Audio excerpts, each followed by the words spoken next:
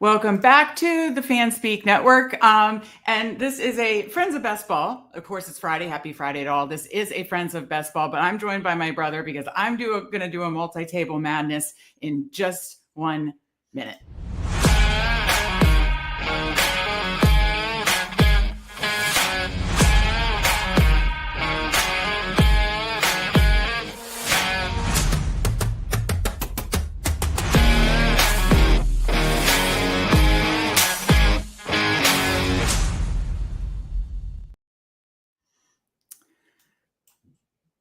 It was weird, Steve. It was weird being on the right side. I couldn't handle it. Happy Friday to all. It's Friends of Best Ball. I'll be joined by Candyman Fantasy Football Garage at 9:30 p.m. Eastern for BBM 6 together. Very excited about that. And, you know, I'd said, let's get to 940 subs and I'll do a multi-table madness. But you know what? I'm a lady of the people. I want to do this for fun, just have some fun. There's a lot of, you know, a little toxicity, a little rough stuff in the Twitter space, Discords, whatever in the best ball world. Let's have some fun tonight. Right, Steve? That sounds good to me. All right, Steve. So how are you doing, first of all? And then I'll get to the chat. And then when we will begin the multi-table madness. Doing good. You know, Underdog kept it up, released another tournament today. This one I know very near and dear to your heart. Yes. The Bulldog. I had the Bulldog finals last year, finished in 5th. So I quote tweeted it and said, you know, finished in 5th. It was so exciting, such a fun sweat. You and I were sweating all of our finals teams together. Obviously, you like 16 total finals teams and me, the Bulldog and the Marathon. But it was such an amazing sweat. Finished in 5th. I'm going for first now. So we gotta figure that out. We talked about maybe we're going to do a Bulldog stream together here on the Fanspeak Network, but it's filling so fast. I don't know if we can. Yeah. What's it at now? Isn't it like over 30% already? Yeah, I think like 33, 34%, something like that. So. All right. Well, for anybody who likes doing a little bit higher stakes, really good advance rates, this is insane advance rates, 3 out of 12. Then like what, 1 out of 3, and then 2 out of 10, and 1 out of 3 to the finals or something like that. It's I think it's 2 out of 12, 2 out of 6, 1 out of 4 or something like that. Instead of making it up, I'll just read it. Just read it over. It is 3 out of 12, 2 out of 6. I mean, that's like, you know, and 1 out of 4 to a 31 seat final, top prize 20,000. If you make the final, you make 300. So you're doubling your max entry, because obviously 2 entries is 150. You're doubling your max entry to make the final. So absolutely amazing contest. And we need to get in. We may do it on stream, but if not, if it's filling too fast, we're going to have to just get our slows in. So Underdog is just crushing it this week. I do one tomorrow with talking best ball with Steve-O. So okay, yeah, well, you and I will figure that out, and then we will of course announce it. And for Mike Robin, our loyal Substack subs, sorry for the delay. It's been a week. I'm actually have a whiskey poured to enjoy on this Friday evening. I'm not sure if Candyman poured his, but I know he likes his bourbon, so I came ready. But I will have the best ball mailbag for Substack subs only up tonight. I will have a second article for this week, but for Steve tomorrow, a third article from me on Substack tomorrow. So got a lot coming, and we appreciate our loyal subs. And if you want to sub, it's just $34.99 for the entire year. Again, 3 articles a week from Steve and I, rankings updated, all sorts of other good stuff. And now we're starting sub-only shows. We're going to be adding Discord, all that good stuff. Link in the description. Of course, as you're coming in, please like this episode. And if you're not, for some reason, subscribed yet to the Fanspeak Network, we're doing content pretty much every single day, because now Steve's doing weekend shows sometimes. So let's say hi to the chat. Meg could do 3 episodes of Friends of Best Ball and still not get through all the content creators she shows support to. Woman of the people, thank you. And then Bernie, #Bernie steals handicap spots. He crushes Bernie. He's been doing justice for Steve on about the Jeopardy stuff. So we love you, Mike Rob. We appreciate you. You're what's it called? The dono, super chat. The super chat last night got Steve going, and he's like, I gotta do a show probably Saturday and Sunday. So your super chat totally worked. Just max entered German Shepherd in slows. Love it. Absolutely love it. Good to see you again, Rick Doozy. She was doing so good starting on time. I was. Today's been a day. I apologize. And so I gave a going live in 1 minute. That's fair. If you already know if you already know Meg time is a different time frame, that's impressive, actually. Got a Billy GM. We got our guy Bindles GM. By the way, I'm just going to interrupt to say Bindles versus Candyman. So Bindles, who's coming in chatting, versus Candyman, who's going to be coming in at 9:30 to draft with me. Best Ball Jeopardy Wednesday, 9:30 p.m. Bindles versus Candyman. They stream together. Now they'll face each other in the quarterfinals. Absolutely love that. JT Best Ball, good to see you. What's up, Best Ball fam? Absolutely love it. Beautiful structure, already maxed, already boxed out at QB in both Bulldogs. Wow. Okay. Good to know. But good. I love that you're already maxed. That's right. That's great. People aren't being toxic to fans. Be great. I'll send helipods their way. Mike, if we know if anybody was being toxic to us, you would take care of it for us. Absolutely. And then, of course, the man who will be joining us in about an hour, Fantasy Football Garage. I'm 100% doing them both slow. Yeah, it's such a good contest that is something to think about. JT, love the shirt in the background. Yeah, I didn't have good background, so I've got like old Redskin t-shirts. We got the Kirk Cousins, go the other way. You like that? And then Attitude is Free from Alex Smith during his recovery. He's ready. Yeah, in just about an hour, Fantasy Football Garage. Yeah, he said the time will be flexible. So yeah, whenever he's ready to come on, we will do a BBM and then he'll be going live on his channel after. Let me just make sure everything's going to Twitter, Steve. Just wanted to check that 1 second and then we will get going. But yeah, did you want to give any other thoughts on the Bulldog or the article you're writing or any good stuff? Yeah. So I'm writing an article that'll be up later tonight about the Badge Bros Brawl. It's hard to say. It's really hard to say. But it is a lot of fun. You know, our guy Andrews talked about it since last year. I did a couple last year, but it is a lot of fun. It's only 6-man drafts.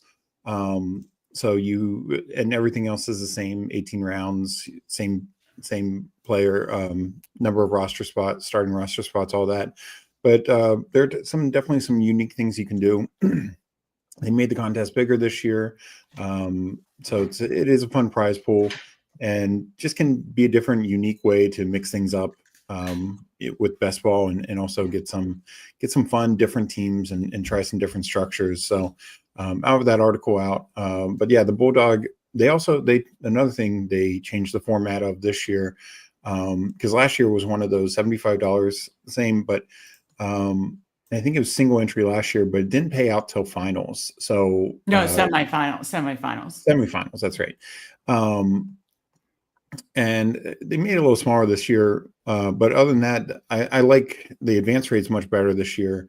Yeah. And I do like tournaments, especially high dollar ones, where you at least get your money back from making it to the playoffs. I feel like if you've gotten through the grind of weeks 1 through 14, you should get your money back. So I'm definitely a fan of that. Yeah. And then, like you said, if you make just one out of the two finals, then you're doubling your money of the investment. Yeah. You know? And then it's only a 31 seed final. So that's nice too. Yeah.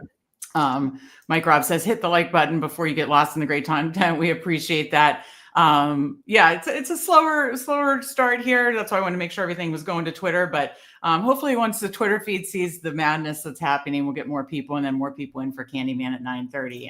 Eddie says Fanspeak in the garage. Let's fucking go. I love it. Hi, Megan, Steve, or Steg, the Mev or Steg. I like that. Did we decide? I'll go Steg. I like that. It feels powerful. I don't know. What do you think, Steve? I'm fine with either. It's funny. I appreciate everyone's support, but I appreciate it, Eddie. Yeah. But I will. So Meg will be doing these drafts on her own. I will be running chat, so I can keep posting comments and commenting back, or. Are you? Yeah, you're able to post comments, right, Steve? Yeah. Okay. And then do you know the media access if you ever wanted to play this music?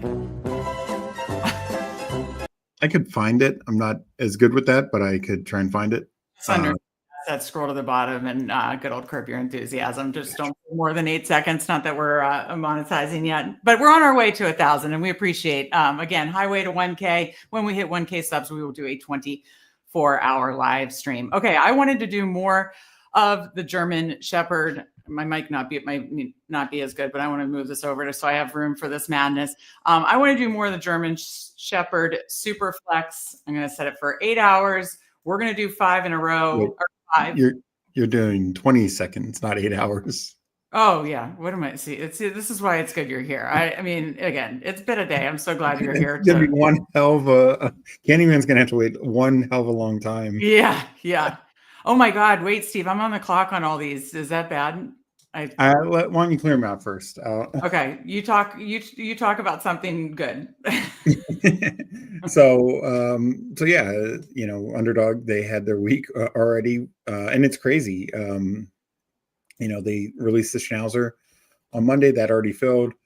Both the rookies and sophomores and this German Shepherd Superflex are well over 50%. Probably will fill definitely by Monday. I could see it done even sooner, particularly the German Shepherd, as people start finishing and maxing. And yeah, I mean the Badge Bros will last a little longer, I think, which is fun. But even this Bulldog will probably fill within 3 days. So Underdog is absolutely just crushing it during the DraftKings Best Ball Week. And I play all of them, so I appreciate the DraftKings Best Ball Week as well. But it just shows like the power of Underdog.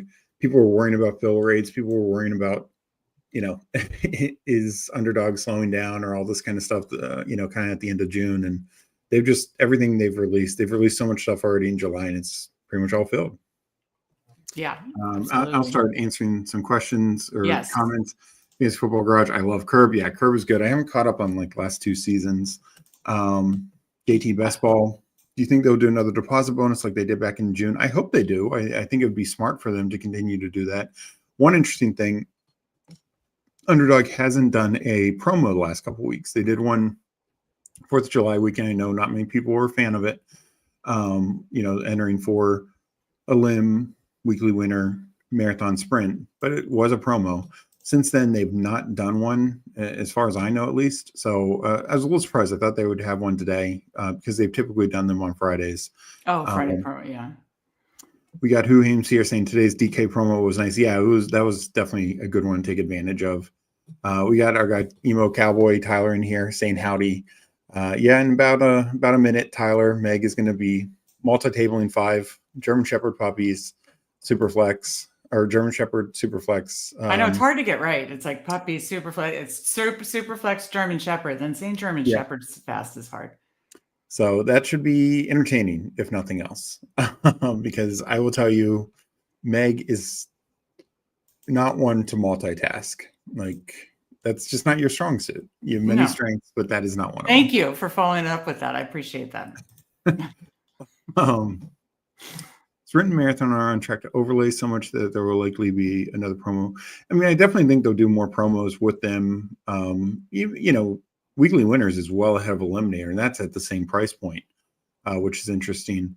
I don't know how much they're going to worry about overlay. I mean, I think they will do more promos, don't get me wrong, but my guess is it would come very close to filling those tournaments. And Elim is another one that we should be waiting on these. I mean, how many people are now regretting their Judkins or Rasheed Rice or, some of these other shares of a contest, especially Eliminator, when Eliminator Rice and we were already kind of baking in somewhat of an Addison suspension, but when that comes out, he's going to fall in Eliminator as well. So a lot of these contests, you should probably wait some, and Marathon being another one. Every week matters the same. So Rice losing, whether it's 2 games, 4 games, 6 games, is going to matter quite a bit. But I think the fill rate in August in those is going to just be much higher. We got B Randy in here saying good evening. Tyler, have a good weekend, y'all. Yeah, you too, Tyler. Hopefully things are going well for you. Absolutely, yeah. I caught most of Typhoon Tower is very good last night. If you guys haven't checked it out, it was very very entertaining. And they got Scatabo to fall to like 20 or 30 picks. I was so jealous, Steve. But I mean, he is falling. I've both in slows and fast. I've seen him fall lately. So I'll take that fall. Okay, before I start, happy Friday. I know Candyman likes bourbon. My nice brother got me Remus for Christmas. Highly recommend Remus. Steve and I both enjoy bourbon. So yeah, trying Remus tonight. I've had it before with you, right, Steve? That's a different version of Remus. So that's like a higher. So I know Candyman likes bourbon, so I decided to join him. And it's been a week, and I need I've become in my old age. It's like I've become like a country music song. I either like whiskey or wine. That's one of those two. Yeah. So tonight it's whiskey. So cheers to happy Friday to all. Gifted bourbon is the best. Yes, absolutely. Okay, so you keep up with the chat, Steve. We got CNWC saying hello, shop family. Good to see you, Steve. Good to see you. And right before you get started, Mike Rob saying, so Rice being out doesn't affect your Kelsey thought process at all because neither you moved him up. I mean, I will probably move Kelsey up a bit. I didn't want to go. I definitely adjusted both Worthy and Hollywood, and I think I moved Pacheco up like 2 or 3 spots as well. But Kelsey, I guess for me, one thing was I still just worry that they with Noah Gray there, with Wiley there, that they could just kind of split the tight end role until the end of the season. So I just have some concern there as well. I want to hear some more on camp and stuff, and especially the length of Rice suspension is important for that. I'm stubborn. I'm out on him. I think he looked like he was running through mud in the playoff or the AFC Championship and Super Bowl. I have to say thank you to Eddie. Yes. I had to send us instead of super chat, a super chat. Super chat. Thank you all for the best ball content, entertainment, and talk. Thank you so much. We very much appreciate that, Eddie. And I'm going to use one of these $5 on these and make this good. I promise. So thank you very, very much. Yeah, the Fantasy Football Garage says gifted bourbon is the best. My brother has been very kind to gift me some bourbon and me to you as well, Steve. What's been one of the favorite bourbons that I've gotten you for a gift? We've done some fun bourbon exchanges before for birthday or Christmas. Well, it was for my birthday 2 years ago, Blanton's. Yes, the Blantons. Yeah. Yes, a drunken trout. Oh Lord. Well, there's gonna be a lot of them. So all at once. But no, thank you very much, Eddie. Regretting my Judkins for Eliminator for sure. Yeah, no, I do think Eliminator and Marathon are the two that it makes sense to hold a little back, right? Yeah. So I wanted to just hit this real quick. Steven WC. What about Pearsall? The 49ers do lie a lot. From what I heard today is the expectation is that this was an automatic process. Anyone who couldn't practice during minicamp automatically started on PUP, and we will see. I think they start actually practicing the 23rd or 24th. So that will be the key date to see if this is just like a legitimate thing or what. I mean, at least he can come off of it at any time. Yeah, he can come off of it at any time. It is hard after what we went through with McCaffrey and the 49ers last year, but because I'm so in on Pearsall this year. Okay. Are you ready? Yep. I'll just keep hitting these up and talking over, as you're. Let me do first. So 20 seconds, 5 at a time. I cleared out my slows. If anybody wants some good EV, I'm entering them now. Confirm 25. Yes. So they'll just start popping up. So they'll just start popping up. Okay. You might have to refresh, but yeah. Look at the bottom. See here. Oh, okay. And I did the best ball overlay. Use code Fanspeak for 25% off. But I had done the best ball overlay update. Extracted my recent team, so should be good. Yeah. Okay. So 1 to 12, 1 to 12, 1 to 12, 7 to 12. So one had to have filled. One probably filled and is counting down. Okay. Again, Steve, don't let quiet time go. So you either have to talk or play this music in small bits. The one that filled to see what spot you got. So we got this being in here. Good seeing you. We got best ball on call. Blanton's, no doubt. Absolutely. Who Hames next? I want to do more than like 10 a limb before camp. And yeah, that's my thing. I'm probably not going to do any more eliminator until like mid-August. Like I just don't, it's one of those things, just not even like the Hollywood Brown situation, but like Josh Downs. Josh Downs was great in a per game situation. But if you had him in a limb, you're probably, you lost him for the first 2 weeks. He just should have gone down considerably in terms of value. Okay, so 2 have filled. The others are taking a while. But the one I already did some queuing. Okay. So hopefully we'll get more fun than this. What pick numbers did you get? 7 in the one that's active now. Oh, wait, is this real? Wait, did someone go? Yeah, someone went Bijan at 1. Wow. Well, that is good. So you might be a quarterback. If Burrow came back, that would be. Yeah. So we got. Wait. No, I didn't miss. Okay, I'll just go Barkley. So we got Rick here saying you might want to take a sip of that whiskey for this, Meg. Yeah. Eddie, 5 at a time. Let's fucking go. Let's go. Okay, I see 2 picks away. Is this me? And I can queue and pick from here, right? Yeah. I mean, the star method is wait. No, this is on 31. No, that's got okay. Yeah, that's it. If it doesn't have the little clock thing, then it's a fast draft. Right. Okay. So this man had said, I love Meg like my sis. Aw, thank you. So does Steve. That. Yeah, I guess so. Yeah, Steve, let's get some. Okay, here's another one. Wait, okay.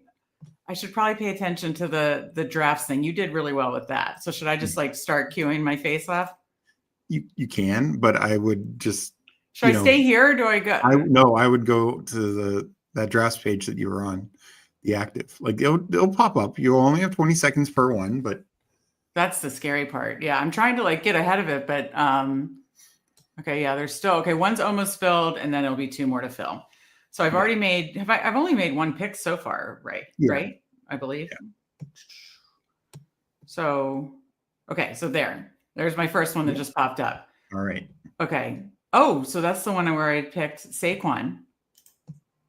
Okay, I'm gonna try to do it. All right, I'll do Fields. Okay, I did it. Okay. Oh no. This is gonna be. Oh no! Only 8 seconds. This was bad. Okay, no, I queued it. We'll just pick Gibbs. That's why I'd stay on the screen. Just a recommendation. Oh shit! Okay, it took Gibbs. Okay. Good luck, Candyman. She might be 6 bourbons in by the time you get on. Wait, I hope I didn't get put on plane or something. Did something happen? It'll show at the very bottom any things on plane on autopilot. Okay, 1 of 12, 1 of 12. Okay, those are filling. I feel like I've only made 2 pit. Wait, that's okay. That's starting 52 seconds. This is 9. Is that the one where I made? I think one of them's going pretty fast. Yeah. Okay. That's the one where I did Barkley and Fields. And then did I do another one? Okay. 8. No, that's a slow. It is hard with all these other ones. Yeah. Oh shit. 5 seconds. 5 seconds. No, Baker. Got it. Okay, so I don't have to keep refreshing. It's just going to keep shooting up to the top. It'll just pop up and you have 20 seconds. Okay, I need that. This is a good thing. Yeah. How did you keep up with the chat on your own? There's no freaking way I could do that. So one thing I do, in the future, Underdog, I would hope that they would separate your slows and your fasts, so you can multi-table more easily while still having slows. That would be the one future tweak I hope they make. We got Rick here saying Eliminator and Badger Rose is such a different brain space. Even going between rookie, sophomore, and regular has my mind in pretzels. Yeah, no, it's very different. And you have to consider, even though he's not in it, the Rice situation affects Worthy in rookie sophomores, because now Worthy, I think, is just a better play than a few of the other kind of receivers in that range. So it can be difficult. And that's also why I do a lot of drafts slow, because I can take. Okay, I'm up. Focus. Let's see. Okay, this is the one with Fields, Barkley. I'll do Herbert. He doesn't have the same bias Fields, right? Steve, I could help you. No, he doesn't. He doesn't have the same bias. Steve, don't let the air out there. Come on. So I thought you were going to talk more. Rick says, "Oh boy, multi-tabling with other slows on a single tab is a choice. I'd go start." Yes. Okay, so yeah, that's what I'm thinking. Just really focus on when it comes up, just hit it and go star method, right? Yeah, exactly. We'll Okay. we all go one tight end like I did with Steve. I don't recommend that, but I mean the rest of your team, Eddie, wasn't too bad. So Okay, I already did Barkley one, so I'm going to do Christian McCaffrey that one. Okay. All right. All right. So you're keeping up with the chat. Yeah, Stephen WC says, I agree, Rick, and DK is different too. No, it is. I mean, doing different sites, different point styles, the 20-round drafts versus the 18-round drafts definitely can be different. Steve should definitely not tell a funny story from Meg's high school life as a distraction. That totally wouldn't be great content. Wait, I did Saquon and McCaffrey? Is this? Whoops. Wait, I got to go to this one and check it out. What did I do? Oh, nope. See, I'm getting the slows mixed up. Oof, oof. Not good. It's going to be a fun stream, guys. The entertainment value is pretty solid. Yeah, this is what I wanted. And she's getting a little bailed out because it's taking so long for these to fill. I mean, had these like insta-filled because I was doing 5 all at once, like all. Yeah, and somehow you're keeping up with the chat. Okay, 9 and then one more to fill. Okay, I'm on the clock. Showtime. Let's go. What do I got here? I've got Fields, Herbert, Barkley, Jonathan Taylor. Welcome to the team. Oh, okay. You're on the clock on another one. Okay. Yeah, help me out. Help a sister out, literally. Is this a slow or fast? This is a fast. Oh my God. Take a quarterback. Okay. Oh God. That's not what I wanted. Okay. Yeah, I'm not a good multitasker. You're on another one. Okay, Christian McCaffrey. And then I'll take Kyler. No, no, Drake May. Okay, got it. Okay, I think we got that. Yeah, I unchecked Kyler and I did Drake May. I don't know. I'm not used to just doing it from here. Okay, I'm back now. It's starting to really fly. Okay. 1-1-1 Baker. Gibbs, Amon-Ra. Oh, I stacked it. You have a team stack going. Just do it early, Bryce Young. We'll just do it. I mean, you need quarterback. Yeah. Oh, that's a bummer. I didn't have Goff in that one. Yep. Yes, this is gold. My face as I'm watching this. Let's just say if this goes well, if people enjoy this, we'll have to get Meg to do this another time. Wait, am I still on the last one? Yeah. No, that's a slow one. Okay, those are all slows. Oh. Okay, so there's just only one more to fill. Okay, so again, just keep waiting. Come on, people, fill up this last Superflex. So you guys can get some major plus EV. Yeah, so Meg has to do 5 at once. All right, you want me to go through the chat, or are you doing it? No, You're on it. You got Arm Cover saying LOL. You're behind. I'm behind because when you make a pick, I'm stopping. Classic nervous hand over the neck and face. Yeah. Oh shit, 5 seconds. Let's count down Meg's oh shits. There's going to be a lot of those. Okay, starting shortly. So we're all 5 are filled. Okay, I'm on the clock. Here. Okay, so this is a new one. Oh, okay, I got Hurts. Okay, good. That's done. Oh, okay. And then I don't know how you did this. Wait. What number? 2. Oh, okay, I'll do Aaron Rodgers. That's fine. I like him. Even though a lot of people don't. Okay, I'm caught up. There we go. Steven says he does not drink bourbon while doing 5 drafts. I'll drink bourbon while doing 5 drafts. It's a choice. It's definitely a choice. Paulino89, multi-tabling is not for the weak. I do agree. It is tough. It's very tough. And it is, I multi-table a lot. I'll listen to multiple. 3 picks away on a Dalmatian. I'm more excited about that. Okay. So. I listen to multiple streams and get in both their drafs. And I don't know how on earth you listen to multiple streams and get in both. Okay. Okay. 33, 1-1. I'll take Jordan Love. What quarterback did I have? This is stressing me out. Yeah, don't forget to stack and correlate. Yeah. I don't know if that's going to happen. Okay. Here we go. Those 5 with you. It was tough. It is tough. No, there's no doubt about them. We did Burrow, Hurts, in another one. I want Burrow too. So you're up, right? Yeah, I just did Burrow. No, this one. Yeah, I did Burrow. I clicked Burrow. Okay. I can't see the comments covering it. Okay, yeah, I got Burrow. Okay. Says, the problem is not enough bourbon. That's what on call says. Steve needs a bourbon. That is true. This was a big mistake on my part, not grabbing a bourbon. Yeah. Okay. Oh God, that's not what I wanted. It to be the new title of the stream. Okay, I think I made a pick. Hopefully, I'm not getting put on airplane or whatever it's called. Okay, so 3-2-2. It's just hard from here. Okay, we'll just go receiver here, Devontae. I would love Devontae. Okay. Steve enjoying seeing his sister panic. Paul in here, and thank you everyone for jumping in and joining. Paul in here, and please like this episode. Miggy's on another one now. Okay, so this was 2-2-1. Baker. Okay, you're on another one right behind this, so you got to make a quick decision. I'm gonna do Hampton in this one. Okay, and then I'll go. Oh, 9 seconds left. Yeah. 2-1-1.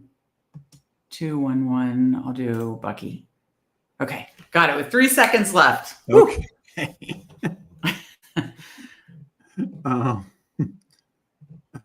Paul says, "Oh, I've got to get in on this." Definitely. Did you get in one of the last ones, Paul? I was gonna say, yeah, they just filled like recently. Very plus EV. Marathon is completing with the $3 drafters, mini 1/5 entry price, 1/8 total prize pool, but smaller field, so less dupes. Yeah, so I mean, Marathon, I just do think, while obviously drafters has a similar format and style, the Marathon. I want to see the whole board. Oh boy, that's 1-0. a terrible decision. I'm gonna do Genty, and then I'm gonna queue up for later too. Okay, this is interesting. Did I time out? No, I mean, hopefully that was the Genty pick. I hope. Yeah, if you start something, you won't get put on airplane. Okay, good. But no, so Marathon is competing with the drafter stuff, but it is cheaper than their main, and it's much smaller than their main. The prize is a little lower, but it is, I said this to somebody in Twitter, Sean Mitchell, who I love. Okay, I'll say it in a minute. Hold on. Okay, 22. I got one. I got Burrow. I don't want to mess this up. I'd go quarterback. You go Burrow, Purdy. That feels good. Okay. Got another one. Thank you. How many quarterbacks do I have? Oh, I already have 3, so I don't need to. I'll do Harvey. Okay, right. So I did 3 and 3 on that one. Yeah. So you were saying about the marathon. Oh, you're on nothing. Yeah. No, I do have something to say. I have really good stuff to say. Jalen Hurts. I'll come up here. I know your point is the marathon. If you like half point PPR, yes, and you stay with UD. And the other thing is the marathon. It's half point PPR is God's game. It's like half the size of the and I know you were talking the best ball, the mini on drafters, but it's half the size of the main on drafters. Yeah. And still a 6-figure prize pool. So the one issue with the marathon is and those I'm going 3 quarterbacks in a row. Burrow, Purdy, Dak. 2 Owens. Okay, I think I got Dak. Okay. Yep, this is where it gets fun. Okay, we're just gonna go Devontae again. We're gonna have a lot of Devontae. Okay, hopefully I got these. Okay, we're gonna go James Conner. You need quarterback, right? Oh no. Welcome to the team. Yeah, but I had. Hopefully that worked. Let's see. Ew, Tyler Shuck, that's so gross. Oh, I guess I did Dart. Whoops. Dart. Pepper Tony's in here. He's getting if it's Pepper Tony in chat. You're getting some edge, my friend. That is some good edge. Bourbon is for the big boys and girls. This DJ Quill, this is fantastic entertainment. Well, I'm glad. Steven says, I can't wait to see the teams. Yeah, hopefully we'll have time to look at the teams really quick because I think Candyman said it'll be on a little bit later, like more like 9:45. So Helena says, Mad Lad, multi-tabling streams and drafts. Yeah, that I'm a little weird. I don't deny it. I miss it, Caleb. Huheems, I got in the last one. Oh, so Huheems saw some edge. He saw some edge. He's a smart man. And so did Paul. So they're both in the last one. So yeah, Meg's not going to be able to tell who's in chat. No, not at all. Okay, I started that one. I think 3-3 or 4-3. I think he was meaning to Huheems, not you. Yeah, he knows your team's toast. Okay. I think Who Hames is right here. When multing, if you just go 3 quarterbacks every time, you don't have to think about it anymore. Yeah. That would. I'm down to Daniel Jones though. So should I? I guess I did Dart. Yeah, they're loving your. I guess I can't like star like Russell Wilson or something for later. No, then that could take it too early. Yeah, I should have gone. Maybe I should have gone Daniel Jones there.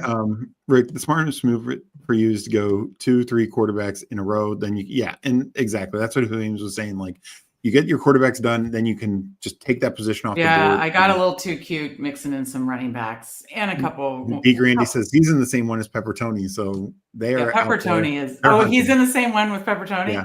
Okay, so I already have 3 in this one, so I'm going to take Jonathan Taylor. Perfect. Paul says if Meg goes 5 for 5 on advancing, then should have a punishment. Is this the same punishment as those who actively tank drafts? So disbanded, loving it. See, I even caught Hurts, May, and I queued Stafford and Say Young because I knew that they had the same bye week. So there you go. Look at that. And I'm still making plus CV. I'm nailing it. That's right. No, these 5 definitely have to get labeled. These 5 definitely have to. Oh, they definitely have to be labeled. And for those who, I don't know who in chat likes bourbon, but I do never drink neat. I had a whole stack of ice. This was filled with ice, but it all melted. So this is not neat. Steve and I both like bourbon on the rocks or old fashions or whatever. Yeah. And I already have 4 quarterbacks, 3 running backs. I don't do much Olave. Let's sprinkle it in. Yeah, you can mix them. Okay, this is a 3-1. I'll do Daniel Jones. There you go. Well, still bully. Oh no, I should do Chase Brown because I have. Oh no. We'll see what does she get, guys? I got Chase Brown because and that correlated because I have Burrow. You're on another. That one's shit. Someone did say to have a no shit counter. Yeah. Steph will be so proud of me. Okay, Hurts. Should I do 4 quarterbacks? I mean, 4 is I bully the room. I'll do another. I don't take much James Cook, but I did it there. Okay. Eddie here says we need a megathon. Meg multi-tabling the marathon. Ooh, I don't know if I want to give up. I mean, in August they could fill pretty fast, so maybe she could at least do 2 or 3 at once. I don't know if I could give up my EV on the marathon. That's my I love the marathon. Well, the good news is marathon, multiple people can all catch in that. It's not one of those where like FK, if I don't learn some new swears before Meg is done, this will be a disappointment.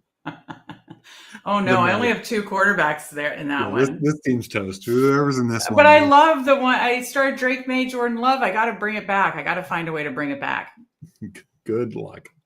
So yeah, you and I like either old fashions or bourbon on the rocks. So this did have a lot of ice in it. It's not anymore. What if UD cancels all 5 and bans Meg for a year? No, I don't think she's. So far, I don't think even gone on plane. I don't think she's doing anything wrong. 4-3-2, 4-3-2. So Camp Scatterbone. Why did it not start? Start. Okay, there we go. Okay. Oh my. I'm gonna try to get Cam Scatterbone on all 5 teams. That's a talent. Who says the student becomes the master. And FK says, sorry, Meg. I know. Oh shit. So keep trying. So you have to drop some more swears. Mayfield, Young. Ooh, Dart. Yuck. I'm gonna have to tap. I'm pretty sure our parents are watching this stream because they're so supportive. But I'm guessing our mom is not too thrilled with Meg right now. With the language, yeah. With the language and going down on the clock. I know that does stress her out. After our streams, like, oh, you let it go till 5 seconds or 3 seconds, and oh no, this one I just did Waddle. I got it in. Okay. Okay. I'm really behind a quarterback at that one.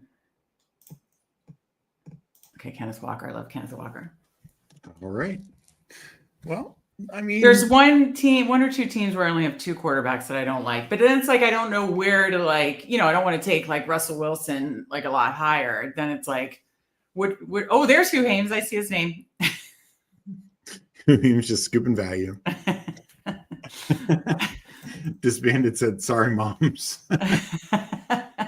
Okay, 3, 2. Okay, I'll do Joe Mixon for you since you like the There we oldies. go. I mean, I'd say worthy, right? Because of Oh, the shoot. Yeah, let's do that. I switched it. So um, that starts 3, 2, 1. Okay. so and both of our parents will do play some best ball. So if you see Devers Yeah. we'll do slows. If you see Devers, know that she follows the Fanspeak rankings at least. Okay, downs. Oh, and a highlight I must have. And let's give a quick. Oh, shoot. I'll do it later. Best ball overlay helped me pick downs because I already had Daniel Jones. Boom. Okay. 3, 3. Is there any correlation? Okay, I'll take Mixon, I guess. It sounds good. Oh, 3, 4. Okay.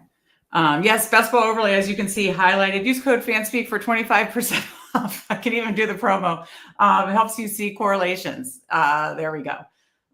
There's some like starts I like, We'll have to ask our mom.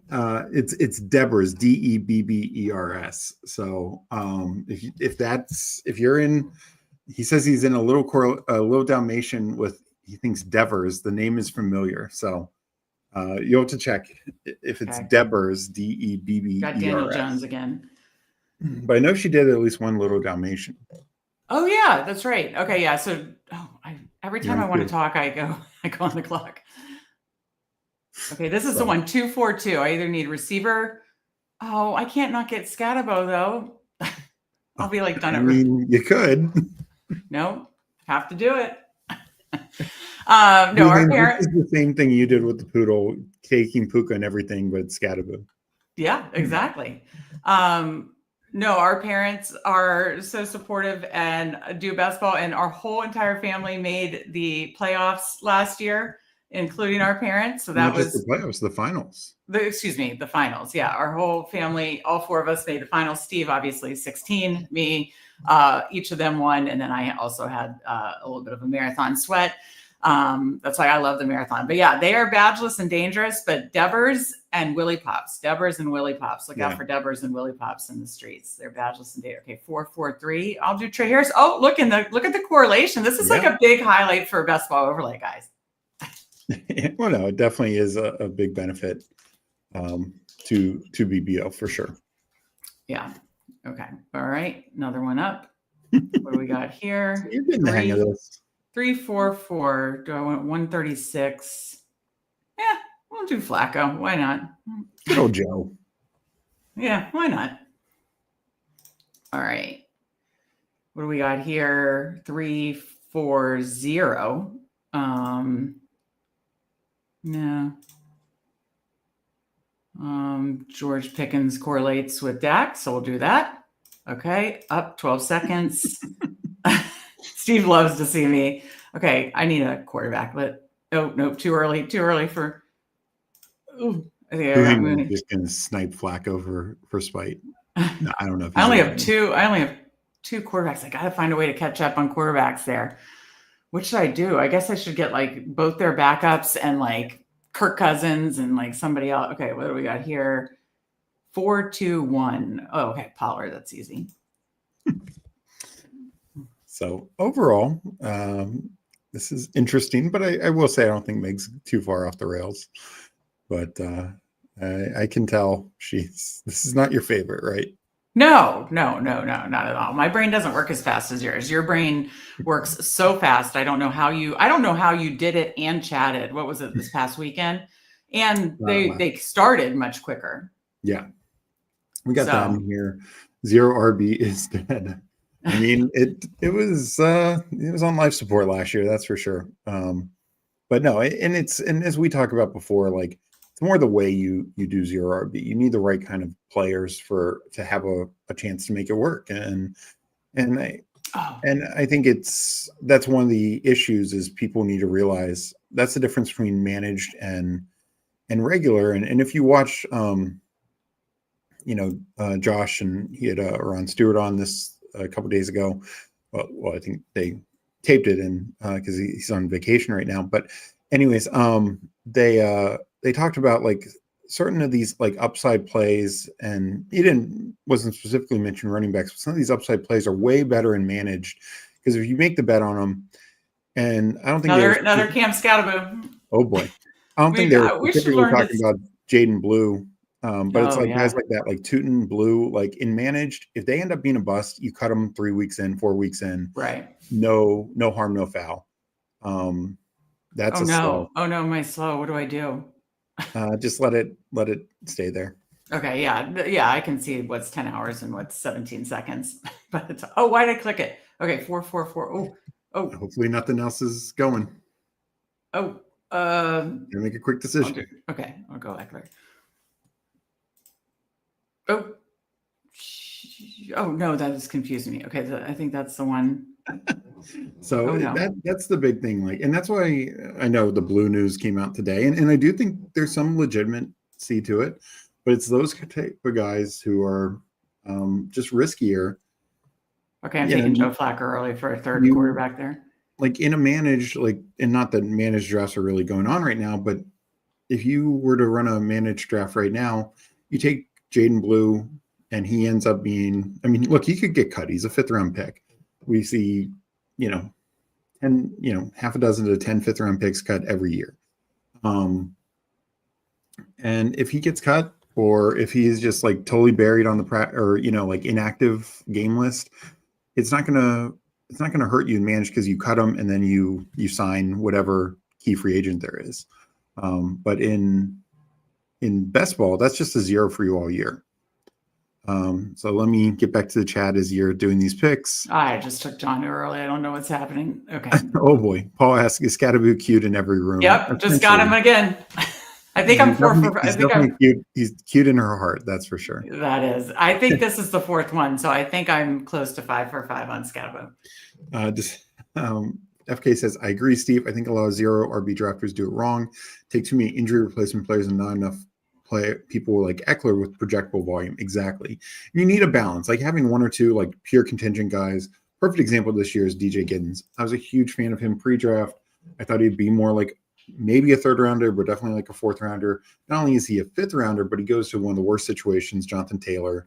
But of course, if anything happens to Taylor, he's got a tremendous contingent value. But if that's all you're drafting, you're totally dead. You're just not going to you have no chance. But if you balance with some, the Jalen Warrens, the Ecklers, and some of those guys, and some of those injuries actually happen, at least for small enough spurts, because it's one of those things, even if Jonathan Taylor does miss game, even if he misses the last 6 games of the year, your team's so far dead that Giddens isn't going to help you. That's the risk you run with those types of guys, if you're too locked in on those types of players. Speaking of locked in, Paulina says you're locked in, Meg. So I am locked in. In now. Now that I've caught up, I can tell there's a couple where I'm going to need like Kirk Cousins and like 2 backup situations. But other than that, now that I've gotten through like the first 8-10 rounds on a lot, maybe 8 rounds, I don't know. Yeah. I'm feeling a little better now, but this bandit says I'm stupid like that too. I'm sure you're not, but it's also balancing your structures and your builds and how you do it and the types of players. Rick says, funny little secret, Badge Bros Brawl. Again, very tough to say. Very hard to say. Managed after I went to think. Say 6. Oh, this is a bold strategy, guys. Bold strategy. Okay, Jonu. Um, Thank God for Best Ball Overlay. It's saving me here. Oh, did I do that? I don't know. Did I ruin the Jonu one? Oh no. Okay, Najee. I don't know. Oh boy.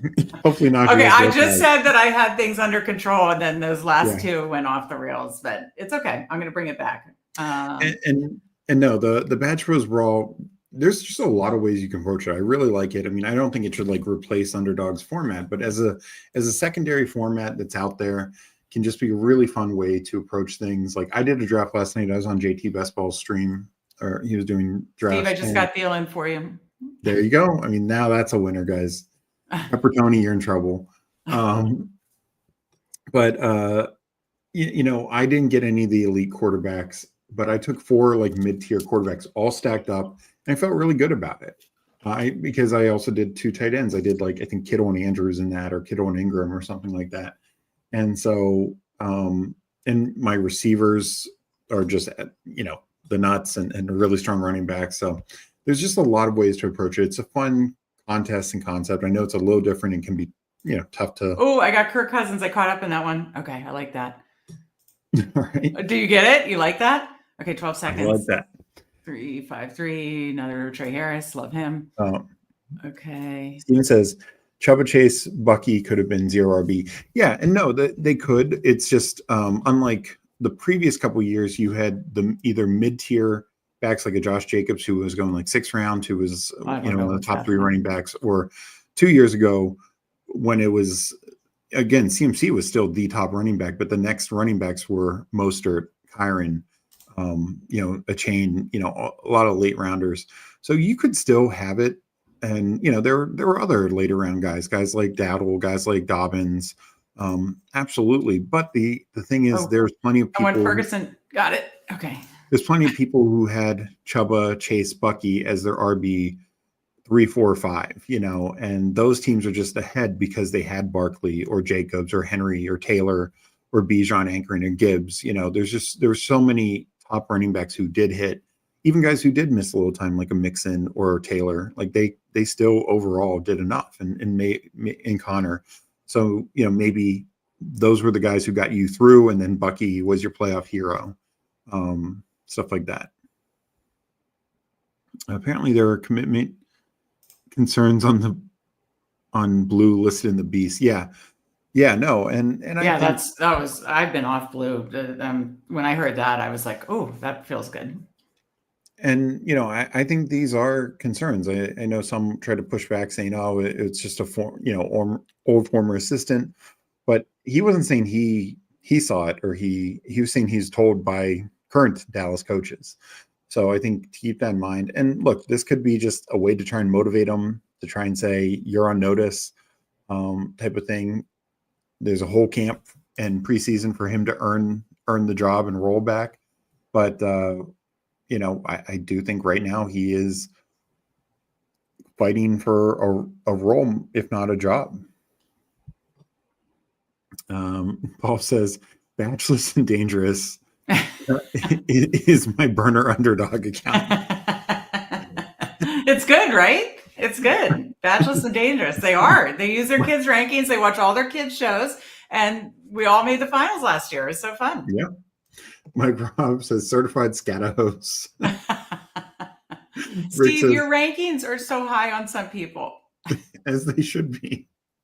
I don't know. I'm just going to take Kirk Cousins again. Okay. That might be too much. Meg's in the bourbon zone. One more sip and it's all downhill. Could be true. Candyman's in for a fun stream. Yeah. If Scataboo wins Meg money, you all got to bring him on the show. Could you imagine? Okay, Darius, wait, do I have enough quarterbacks in this one? Talking about Meg being locked in was like the Madden curse. That was good. Who said that? That was FK. This is fine. I don't know. I like it that Meg is wheeling and feeling. That's good. Steve, you need to drive over and give Meg a hug. Getting excited about drafting Cousins is one of the signs that someone is reaching out for help. That's funny. I loved him in quarterback too. I love Cousins. I'm rooting for him to get a job, but that means someone probably has to get hurt for the year, obviously. Okay, 4, 5, 7. Yikes. He'll still have like 2 or 3 spike weeks. I think you're talking about Blue, and potentially if he gets a role, I think the concern is there is a real concern that he might not get a role. I mean, whatever that report was from that coach did not sound great. And that should honestly be true for any. Steve, I don't like this docs in here. I might clear it out on my phone. Can I do that? You can just keep an eye if any more drafts come up. Me. Oh shit. Yeah. So, 3, 5, so I think the biggest thing is if he's just in such a doghouse, he could get cut and just they try to sneak him on the practice squad. Steve, your Thielen rankings are so high. This is why I'm going to draft him on every team, and I'm drafting Kyle Williams too high too. I can't keep up. I don't know. I might get put on playing him on like 3. Oh boy, this is painful, guys. Look, I've taken Thielen in every one too. Okay, well that's probably better than Scatterbo. No, Steve, come on. That is not true. Just take that back. But I do agree. The Dallas line is good. And this is why, I mean, some Dallas running back will hit value. Rico Dowdle hit value last year. Now, it could be a guy they trade for. I think they're going to trade for somebody if they're So that decent. is definitely, or sign, like, if like Devin Singletary's cut or something like that. Like, you know. Steve, we got to get you over you're such a good drafter. You have the best player takes, but we got to get you over the olds. Are you talking about Devin Singletary? Yeah, he's old. Okay, well, I think he's drafted in 19, but I'm just saying whoever's cut could automatically be Cowboys RB1. FK Cooler says, Steve, are you totally out on Rice until we get clarity? Is there a certain point where you feel you have to pick him? I mean, if he gets into like the 60s, I think that can be fine then, but I think I have him ranked late 50s, I believe, is where I ended up on him. So I would kind of want him past ADP, just because right now I'm kind of thinking it's 4 to 6 games and kind of playing that all out. If it ends up being 6 games, I will probably move him down at least half a round more. I cleared out that whatever Gotcha. it was, Dachshund or whatever. Oh no, what am I doing? Okay, 4, You need a 6, tight end. 7 tight end. Theo Johnson. Oh, yikes, that got yucky. I'll just cue a couple. Okay. This is fun. So yeah, I mean, I know I'm more worried about Rice than others, but 4 games is still a significant amount. 6 games would mean plus, including his bye, that means you don't have him for half the regular season. There's just nobody else in the top 50 that we have that concern with, even close. Oh God, I hope my Dalmatian doesn't come up. That'll stress me out. Rick says, I met Scattaboo at Fanatics Fest, going to Giants camp, and we'll see him again. Trying to get him to go to Russ's. Trying to get his autograph for me. Well, listen, he said he's trying to get him to go Russ's Bible study so he gets more playing time because Tom Tracy is no pushover. So he's trying to help us out by getting. Okay, yeah. Damn it, what am I doing here? Sanders hasn't even moved up after this. No one buys it. Yeah, I mean, we'll see. I think the problem is nobody likes any of the depth. One of the reasons why Blue, for being a 5th round pick with no draft profile, like it's, I know he had a good 40 time, but nobody really talked about him having this. Who are you talking about? Jaden Blue. This draft profile. The only reason he was going as high as he was because nobody likes Javonte and Miles Sanders. So that's true. What will start to move people up is if we start seeing the steady drumbeat that it's Sanders and Javonte as the clear 1-2 in Dallas. Paul says Cam Scattaboo is a 0 RB's bro or gal's best friend. No, that's true because he's one of the backs that has clearly some role. And that's why I always said is his floor, he's got one of the highest floors, even if he went to a team just as a red zone guy, just as a passing down guy, but he can do it all. 197.355.3 fighting wards. So he has the ability to completely take over the backfield and just. Oh, I handcuffed Dak. I did Joe Milton as my 4th quarterback. Look at that. Okay.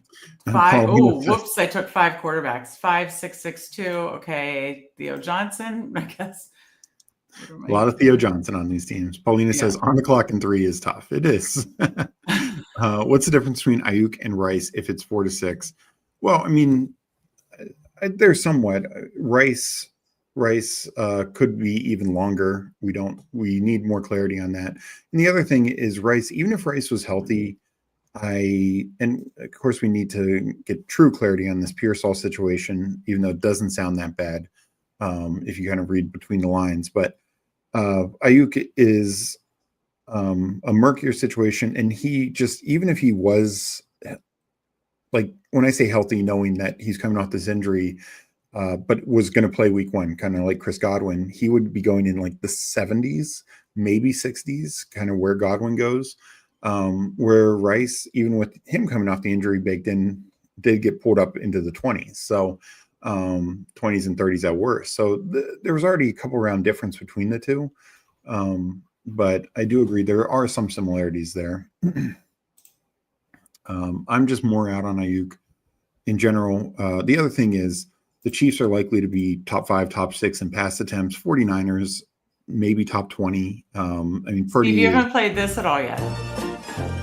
No. So that's my take on it. But we got Leo in here. Good evening. Hope you're doing well, Leo. Rice was 100%. You'd still be drafted in the 8th round. I know that is not on Rice, that's for sure. Nobody excited about Wicks. Packers wide receivers best separation. He will hold on to the ball this year. I mean, if he does, if he gets some pure stickum. Yeah. That's another reason we like Scatterbo, that Tracy has to use like stickum to hold on to the ball.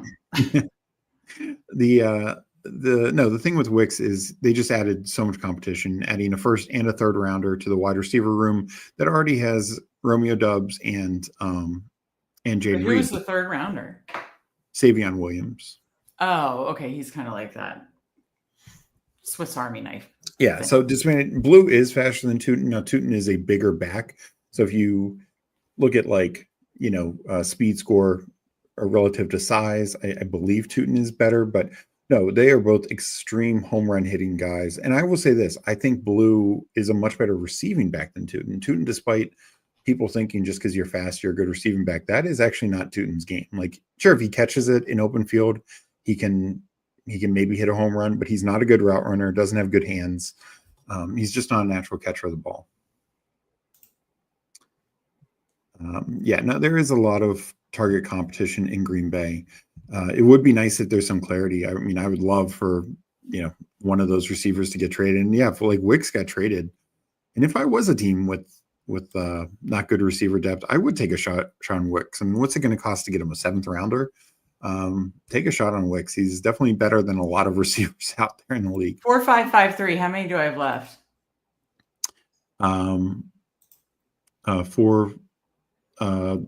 3. Okay. Thank you. Rick says he can pretty easily get his autographed, and my buddy has a signed ball he'll probably be willing to sell. I could probably get something for him to sign next week. Any suggestions? Rick, DM us. I need this. Oh God, Meg. The bourbon's already hitting. Oh, no.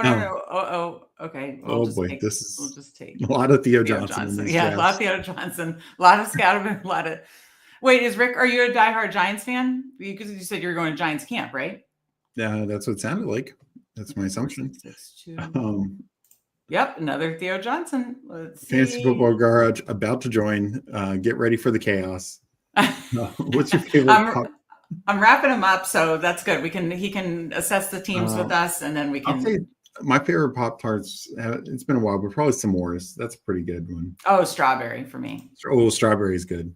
Brown sugar is another good one. 4563. Eddie, when is DK making a Scatterbro contest? Every team has Scatterboo on it. You can tag him as captain and get 1.5 weekly, but he has to be in your lineup regardless if somebody behind him scores more. That's a good concept. My buddy is a diehard Giants fan. I'm just down to go. Oh, nice. Nice. Okay, very cool.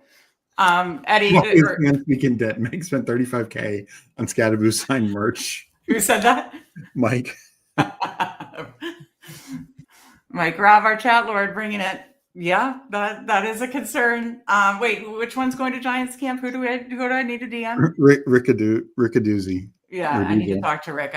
We need some science. Best ball on call. Our mom would be so appalled. She does not like when we root for other NFC East teams. Yeah, but let me tell you, I don't care. Money over laundry. Meg's new boxer almost got the name Scatterboo. Had he been had the Commanders drafted him, he 100% would be Scatterboo. Oh, look what I'm gonna do! I'm gonna get weird. Did he get? Boom. You and Who Ames have talked about that. Yep. Yeah, I probably would have done Kenny Pickett because when Flacco is not the starter, I think Pickett is most likely to start. Yeah. Well, I'm a little busy here. 4663. Is this my last pick?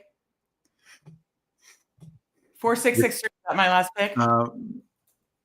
Yes. Yep. Boom. I'm doing it. Okay. Marcus Mariota is going to be on every team. So he's on 2 so far. Okay, so Discord, 1, 2, Phil. Listen, I want Jaden to stay healthy. I want everybody to stay healthy. But when I'm jealous of Jaden's frame, and I wish I could be that petite, Do I think he's going to hold up 17 games? I'm a little skeptical. So No, I mean Mariota is and he's like the best backup in the Yeah, league and works perfectly in the system. You know, he's a running quarterback, knows the system. He had success in it last year, even in non-full starts.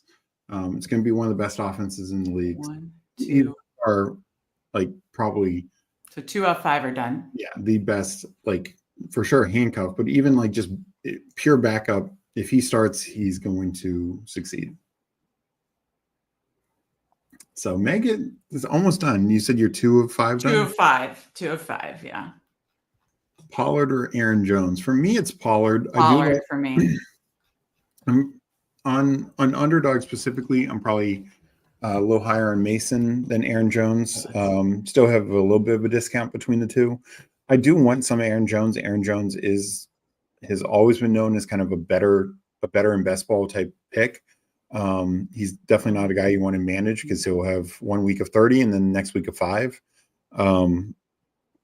So I want some of him, but Pollard, I know they say they're going to use Spears more. Oh, I got Jonnu and Fryermuth on this one team. Well, they don't have the same. They don't have the same buy as the. Okay, I'm going to do a weird 4-6-6-4 on that team. That'll be crazy. Okay, that'll be unique. Mm-hmm. So while Taj Spears could get a little bit more work than last year, I don't think it's going to be as even a split as maybe Jones and Mason have. And I think Mason just has more of a touchdown role where Pollard could 3 are done, I think. Tennessee in touchdowns. I think 3 are done. Trying to look now for the ones without the clock thing. Okay, 2. Nope, that's got a clock.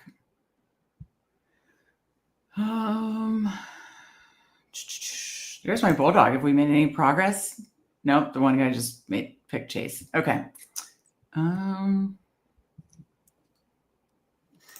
picks away there.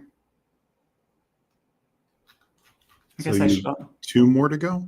I think that's what I'm trying to figure out. Okay, so let me actually start from the bottom, right? Okay, so look for not clock, right? That's what I'm looking for. Yeah.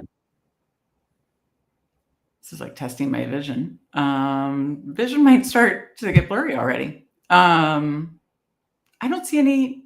They can't all be done. Can they?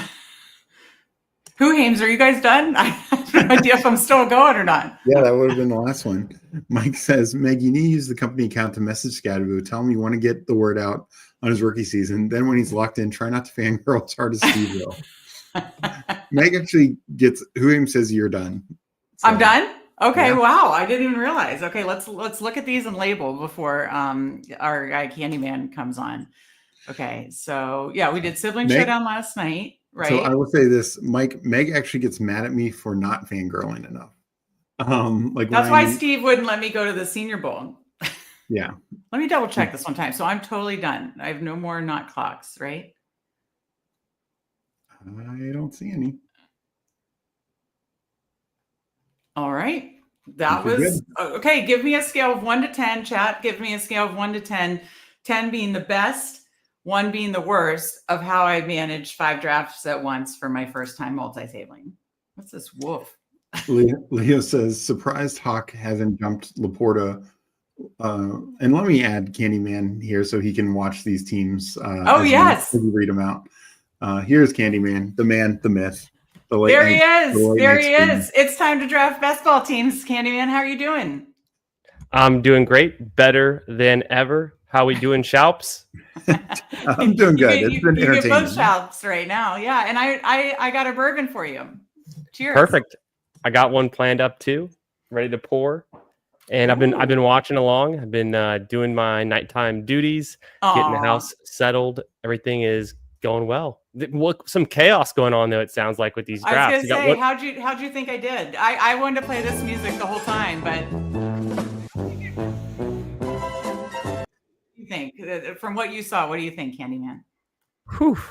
I mean, these Superflex drafts are something, right? It's kind of like get your guys, don't be left out. The last one to get a quarterback, right?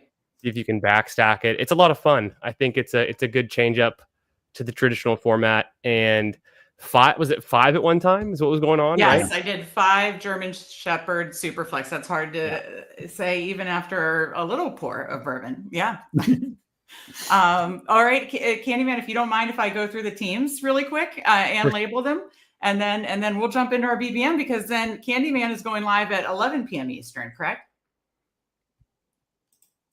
I believe 11 p.m. Eastern. When 11 p.m. Okay. Yes, 11 p.m. Eastern. So we'll make sure we have time to go over to his. Okay, here, review of the teams quickly. First FK one. is very upset. You didn't teach him any new swear words.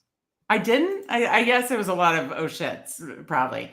Okay, 5, 6, 6, 3. Fields, Herbert, Rogers, Daniel Jones, Kirk Cousins. Okay, I love my Kirk. Barkley, Taylor, RJ Harvey. Going to be a lot of Scatabo. Rashad White, Braylon Allen, Devontae Adams, Chris Olave, Josh Downs, Trey Harris, Adam Thielen, Jalen Knowles. Shout out to Best Ball Overlay. Use code Fanspeak for 25% off. You can see I got some team correlation in here, folks. Jonnu Smith and Pat Fryermuth. And then I tacked on Theo Johnson. So that's fun. What does everybody think of the first team? I'm going to label it. Well, overall, you're getting a lot of 9s and 8s. So that's wow. Wow, that's very impressive. Okay, I'll take it, guys. Thank you. I'm just going to say multi-table. What's today's date? 7/18, and the first one. Okay, that's one down. Steve, do you want to give me a ranking? I mean, I think it's playable. I mean, it's. I need a ranking. 7.5. Okay, there we go. Give it an 8. Thank you. No, I was more, going for the whole experience. I'd give myself a 7. It was better than expected. I thought it was going to be more like a 4 or 5. Okay, 4, 6, 7, 3 for the second one. Baker Mayfield, Bryce Young, Jackson Dart, 2 week 14. Joe Flacco. This might not be great. Gibbs, Mixon, Hampton, Caleb Johnson, very running back heavy, but I love my RBs. Eckler, Brashad Smith, Amon-Ra, so kind of a hero receiver. Gritty would be proud. Jawan Jennings, Addison, Trey Harris, a little Thielen correlation. Kyle Williams, Slayton correlation. Jonnu Smith, Theo Johnson, a lot of Theo Johnson. Terrence Ferguson. I definitely punted off tight end a lot. Okay, so let me label this one number 2. So multi-table, 7/18, 2. Okay. FK saying who Hames is the tough Russian judge in the Olympics giving out 8s, but he's defending himself saying he's the honest one. I appreciate the Jonnu Fryermuth stack gives it a 9.5. I kind of think it's fun. I mean, I still have another one in there, and like we said, tight end's even more devalued here. Okay, 5, 6, 6, 3. This should be interesting. May. Okay, this is the one where I'm glad I took 5 because I got May and Love, and then I waited until Flacco, Cousins, and tacked on Mariota. I actually think that's actually really smart for the multi-table situation. Christian McCaffrey, Bucky Irving, Chuba Hubbard, Caleb Johnson, Cam Scatterby, Tosh Brooks. This is actually one of my favorite running back rooms ever. Don't know what the receiver is. A little bit of a hero receiver build here. Adams, Waddle, Mooney, Trey Harris, Kyle Williams. So Mooney. Wait, I didn't have Penix, did it? Oh, because it still shows Cousins as a Falcon. Yeah. I was so confused. Kyle Williams, Adam Thielen, Zach Ertz, Pat Fryermuth, a lot of Theo Johnson. Okay. I actually kind of like that one. What do you think? I mean, if Scatterboo hits, it's good. I got to talk to our guy. What's the name again, so I can remember? Mike Robb, Candyman, is a little upset that you didn't bring any candy. So he feels he got catfished. Oh, Steve, man. what's our guy? I'll have to go dig around the pantry and see what we've got. I can't promise much. Rickadoozle. Rickadoozy. Okay, yes, I got to talk to Rickadoozy. I need a Cam Scatterbo sign something. Okay, fourth one. So I've labeled 3 multi-tables. They're not bad. They're not amazing, but they're not bad. 5, 6, 6, 3. Hurts, May, Stafford, Daniel Jones, Mariota, Ashton Genty, Cook, Pollard, Scatterbo, Harris. Have I successfully Shipley, have I successfully got Scatterbo every time so far? Worthy, Diggs, Trey Harris, Jaden Higgins, Kyle Williams, Alec Pierce. Big shout out to Best Ball Overlay. I mean, seeing the correlations is awesome. Pat Fryermuth, a lot of Pat Fryermuth and Theo Johnson. Juwan Johnson and Theo Johnson. I'm a real late round tight end girl in this. Okay. Hopefully Theo Johnson smashes for you. Oh my gosh. If the Giant, I'm okay, Mom, earmuffs. I'm rooting for the Giants. I mean, I need Scatterbo and Theo Johnson. Okay. 4664. Okay, this is where I tacked on the fourth tight end. Ooh, I like that start. Yeah. Okay. So yeah, right. And then I handcuffed Dak, Burrow, Purdy, Dak, Joe Milton, JT's Chase Brown. Remember, I switched that last minute to get the best ball. Really helped me get the correlation. Kenneth Walker, Joe Mixon, Scatabo, Kyle Monangai. I got George Pickens stacked with Dak, Calvin Ridley, Josh Downs, Trey Harris, Adam Thielen, Alec Pierce, Jake Ferguson, John Smith, Pat Freiermuth. So I handcuffed the Pittsburgh again. Tacked on an upside tight end. I kind of love it. This might be my favorite one. Mike Robb asked, if these teams are on a dating app and your friend asks you for your opinion, you would swipe left. Don't lie. I would swipe left on probably log in Draft Scatterboo. That's the American dream. 3 out of 5 of them. I think 1 or 2 of them have a chance. I'm going Left to say is bad. I'm going to say yes, left is bad, right is good. It's been a while. I haven't been on the dating apps in a while, but when I was on, left was bad, right was good. Well, I'm going to head on out so you guys can draft the BBM, but good luck, Candyman. Thank Steve, you. Did we catch up with chat? Yep. Okay, we're totally caught up with chat. Well, first of all, thank you to everybody in chat. Thank you. Scatterboo go right. Well, for Meg, that's all the ones with Scatterboo go right for sure. But I think I did go 5 for 5. I'm pretty sure. we got our guy Brett in here. Yeah, Brett in here. Hey, hope drafts are going well tonight. Yeah, Meg, if you saw, just did 5 German Shepherd Superflex all at one time, and then I think her and Candyman are about to rip a BBM. But Brett, thank you. You know, part of Underdog. Big week for Underdog, and we enjoyed all the different contests. Amazing. I'm going to be going to rip some of my own while watching the BBM. Steve, I'll call you after this show to figure out our plan for if we're doing a Bulldog tomorrow or not, and then we'll of course tweet that of course. But yeah, Brett, Underdog, we thank you for everything Underdog this week and Bulldog. Bulldog finals 5th place, need to defend that finals appearance, and so you guys crushed it this week. We absolutely love it. So, all right, well, thanks, Steve. I'll call you after, bud. All right, talk to you later. Okay. Later, Candyman. See you, man. Paul says, "Who needs dating apps when you have Draft or Pass?" That's true. I just got on. I need to upload. I'm scared to upload because they're just going to see so much Cam Scatterbo. Are you on yet, Candyman? Honestly, I have not used it yet. I'm very intrigued. Looks awesome. Yeah. It looks like a lot of fun. I know that others in the community have gone right ahead and are very in on it. It's definitely on my to-do list, and I love it. The more things we have to kind of bring us together to talk about, to do with the best ball community, grow the best ball community, I'm all in for it. So I'm excited about it. Absolutely. Yeah. And Brett says, let's go. Can't wait to see the Bulldog teams. Yes, I'll have to share since I'm defending that finals appearance. I have to share my Bulldog teams. We got our guy Thad in here. Oh yeah. When I see right drafts in the 2nd or 3rd, I guess you're swiping left on those. Tim's giving you a good luck in Jeopardy. We love our guy Tim D in chat. Yes, we've got Candyman versus Bindles. Bindles was in here earlier with the GM. They stream together. They face off in the quarterfinals on Wednesday. I can't wait. So now that I've fully completed that, we can focus now on our BBM together. How are you doing? Your channel, obviously, if you're not following Candyman and Fantasy Football Garage, links in the description. You need to be. Hopefully you are already. But if for some crazy reason you're not, links to his Twitter and his YouTube channel are in the description. How are you doing? What do you got going on the channel this coming week? I'm doing good. You know, I'm thinking it's time for a little whiskey pour. It's been tossed up, and so I'm excited. And I can show you what I'm drinking tonight too. So let's hear it. What do you got? Yeah, go ahead. Let me see what you got. Okay, so thank you, ladies first. So I said it earlier, but Steve, my very kind brother, for Christmas got me a Remus special edition. Have you ever had Remus? I have had it. Yes, and it's very good. I don't always have it on hand, but. The best kind of bourbon is gifted bourbon, like I was saying earlier. That's my favorite. That is the best. Yeah. So Steve and I both just got into bourbon, in the last probably 5-6 years. And we tend to give it to our parents. Probably think we have an alcohol problem. We don't, but we do gift it to each other for some birthdays and Christmases. It's an easy gift, right? It's the gift that keeps on giving. It is the gift that keeps. I've been giving my father bourbon for his birthday, Christmas, any excuse to give him bourbon, pretty much, like for many Well, years it's now. kind of fun to like try, it's Yes. like, let's try different ones or gift it to try some different ones. So yes. So Steve gifted me Remus. I had Remus, but this, I guess, is the single barrel, this like a special edition. And let me tell you, it is good. So anybody wants to try Remus, highly recommend.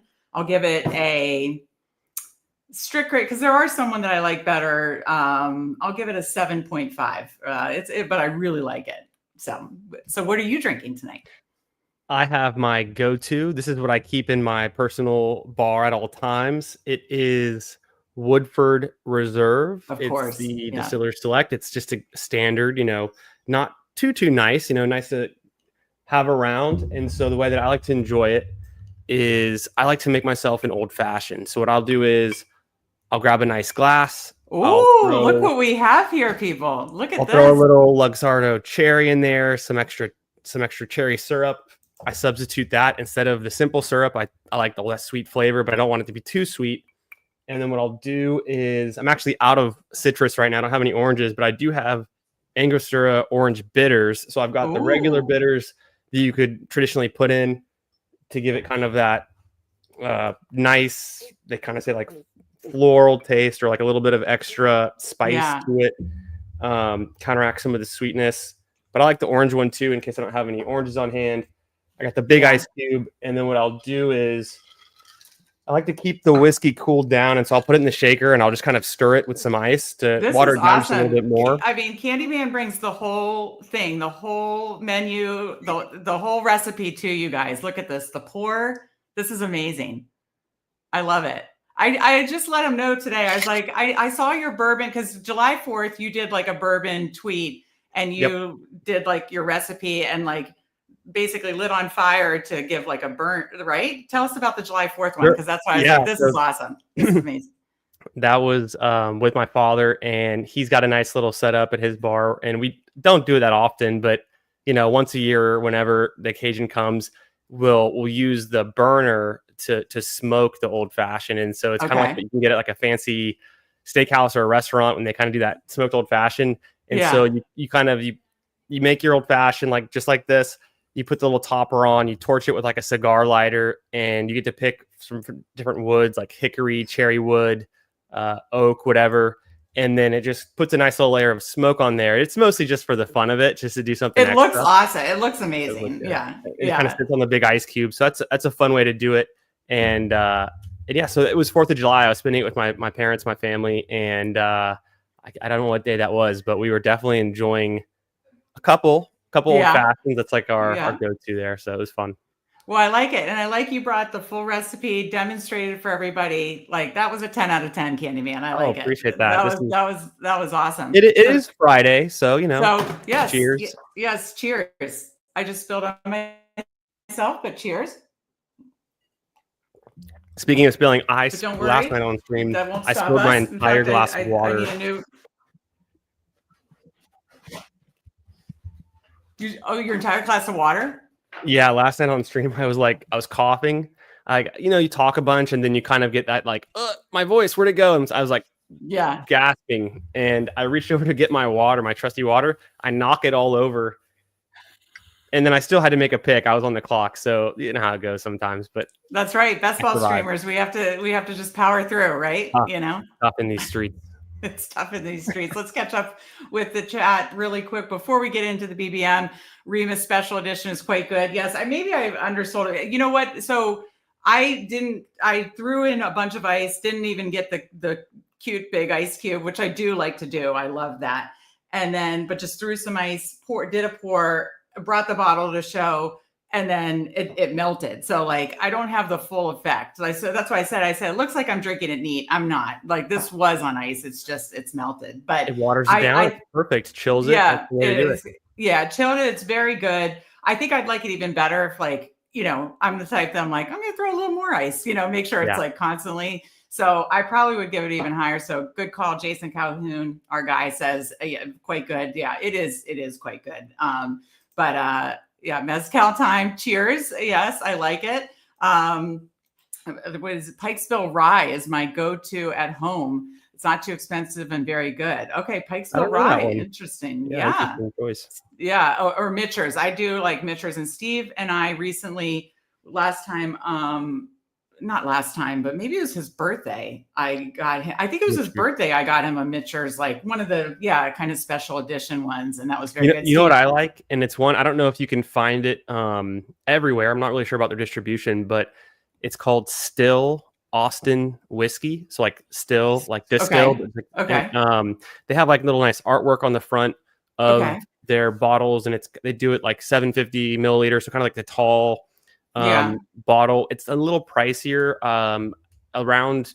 I'm in Houston, right? So I get it from Austin. It's pretty close, but it's pricier. It's under $100, but it's a good gift one. But that's kind of a fun one to try. I just don't know what their distribution's like. I was going to say that some of them it's hard where you have to get them on websites and stuff like that, like not at your local, whatever. But that's a good one. Still, Austin whiskey is a fun one to try. Okay, I like my Austin whiskeys. My Austin, we've got Tito's out there. We've got Deep Eddy.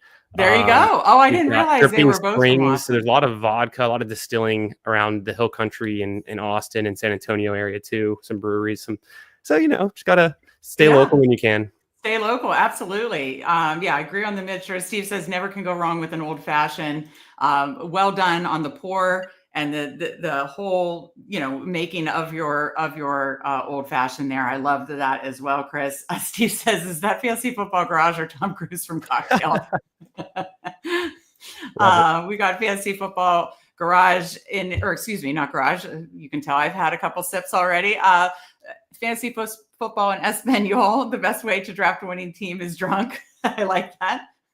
Meg, stop watering it down. That's true. I just have to keep it cold. I don't like it when it gets warm. And I was joking with Steve. I said, as I've gotten older, I've turned into a country music song. I either like wine or whiskey. Yep. It's like I don't touch beer. I used to drink like seltzers.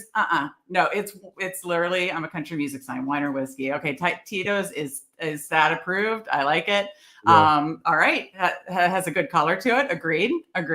Okay. So that is your bourbon tasting portion. You can tell this is tough for me after a 5 multi-table and, probably threw a couple fingers of whiskey pour there. So, but now it's time for Candyman and I to draft a winning BBM team. So I'm going to bring it back over here, share my screen, and then I'll enter from my phone. If anybody wants to join us, could still be a little plus EV for you guys because again, the pour has been not a chance. Come at your own risk. Caution. This is going to be the winning team. So if you want to get second, come on in. I like it. Okay, let me do this so we can have everything set up right. Okay, so if you want to join us in a BBM 6, I am entering. I'll do a 10-second countdown. Steve says to enter when you hit 7, but it sometimes it takes a little bit. So I'll still do a countdown in 10, 9, 8, 7, 6, 5, 4, 3, 2, 1, enter. And one more to start. So hopefully some of you, if you wanted to get in with us, did get in with us. And I will now pull it over. Candyman, I have to ask, are you into the Dalmatian, the Bulldog they released today? Have you gotten your slows in yet? Are you doing them fast? How are you doing that? Because as you can see, I have some of my 2 Dalmatians are coming up. My Bulldog, and I got 1 slow in. It's still 6 picks away. Right. And my Steve and I are talking about we may do the other Bulldog tomorrow on stream. Still figuring that out because it's filling so quickly. How are you handling those? For sure. I try to avoid the slows. I have just wrapped up some of my poodle slows and some other things. And right now, unfortunately, I did have to enter all 3 of the $101 Dalmatians as slows. On Tuesday night, Hartman and JT and I were streaming. We were talking about it. And I just gotten back from a vacation over the weekend. And so I didn't have time to allocate to do them fast. And I just didn't feel like I had the energy to stay up all Tuesday night and get them in. Right. So I entered the slows Tuesday night. And those are my only slows right now really going on. A couple rookies and sophomores that I'm letting the clock bleed out on so I can get some plus maybe EV. But I'm pretty much done with my rookies and sophomores. I got 40 of those done. And I think I'm good with that number. We get the 4 You spot. and I like were, that. yeah, we were in the 4 spot. We're already up, and it goes CD Chase, Lamb. Jefferson, Gibbs. Okay, you want to do Lamb? Let's go. Oh, I yeah. like it. I need some more Lamb. I got 9%, but I like it in BBM. That is fun. Let's do it. Let's do it. All right, let me see. Debatably the 101 pick or the 102 last season. And what's changed? We get Dak coming back. If you look at Dak year over year, it's a roller coaster. He's healthy. He's hurt. He's healthy. He's hurt. He's a MVP runner up. He has an injury, right? And then Cooper Rush comes in. Play that cycle forward for what it's worth.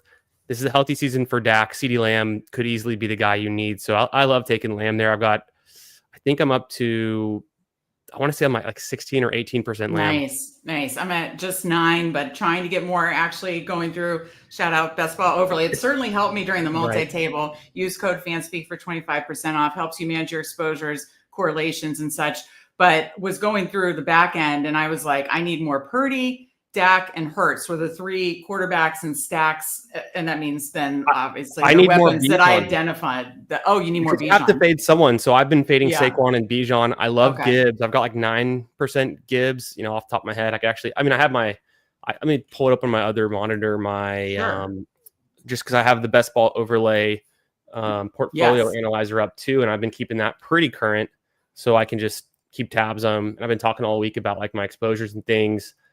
But yeah, I'm definitely excited about the Cowboys. Been drafting a ton of Cowboys. I've always, Steve and I are Washington fans, but obviously I'm in on Scatterbo. I've always my 2. It's a fun way to play it though, because of Week 17. Exactly. In we got so. exactly Washington, Dallas. I'm not convinced Washington's defense is. I love Dan Quinn, but I'm not convinced the defense is good enough yet. So I definitely like Dak for so many reasons. Because let me sort by ADP. Sure. Here we're up in 2.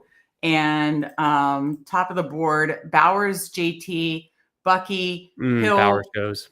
Okay. And so coming up, we're on the clock. Okay. I was hoping you'd say that. I have 11%, but I love him this year. And to get him with Lamb feels fun. I know that happens, but I still like it. So yeah, a Lamb JT start feels nice. Yeah, I just want to draft good players. The only thing people talk about is, and I was looking at this actually recently, JT didn't have a great season. It was a fine season for him, but he's had better seasons. It was really that stretch in weeks 16 and 17 that he hit so big. He was a monster in the playoffs, Right. But if you compare him to like Josh Jacobs had a better overall season week in and week out with, I think, more touches and he might have even had more touchdowns. I was looking at this earlier today. I think so. I'm pretty sure, But that's also a function of what the Packers were forced to do. A really good offensive line. Love having the early season injuries. I think they leaned into the run a little bit more. Will they do that again in 2025? Maybe. But so I've been thinking a lot through these kind of first and second round picks. And okay, so Higgins goes with Jacobs, Devontae, and then elite quarterbacks at the top. For of the me, board. I was thinking about this though. I would go Josh Jacobs first. Devontae Adams is my next favorite pick, even over Rice, both of these guys. So I think let's go Josh Jacobs because I have a lot of ideas about what we can do later for wide receivers on this side of the board. I think we'll be just fine. Okay, I like that start. We've got double anchor, JT, Jacobs, and Lamb. We just talked about Jacobs while we were talking through JT, basically, and I absolutely love it. One of the guys in the chat, Rick Aduzzi, who we were talking about Scatterbo and going to Giants camp, I believe, correct me if I'm wrong, you are Griff 384, right? If not, let me know. I believe he's at the 12 spot. I don't think I see anybody else. Do you see anybody I don't believe I see anybody else, but if you are, let us know in the chat, and I promise I will eventually catch up with the chat as well. But I believe just Rick Aduzzi, which is Griff 384 at the 12 spot, I think is the only one in with us, but I could be wrong. So I could stand corrected. Yeah, I recognize someone in the 4 spot. That looks like a familiar name. I've seen it. Yes. That looks like a familiar name. Like you said, I think I like our start. This feels nice. This feels good. Kind of one of the reasons I like to go CeeDee Lamb there is because of the options you have at the 2-3 turn. And we get CeeDee Lamb at pick 4, which I really like because it's closer to the turn. So the chances of getting JT and Jacobs or even Chase Brown or Bucky.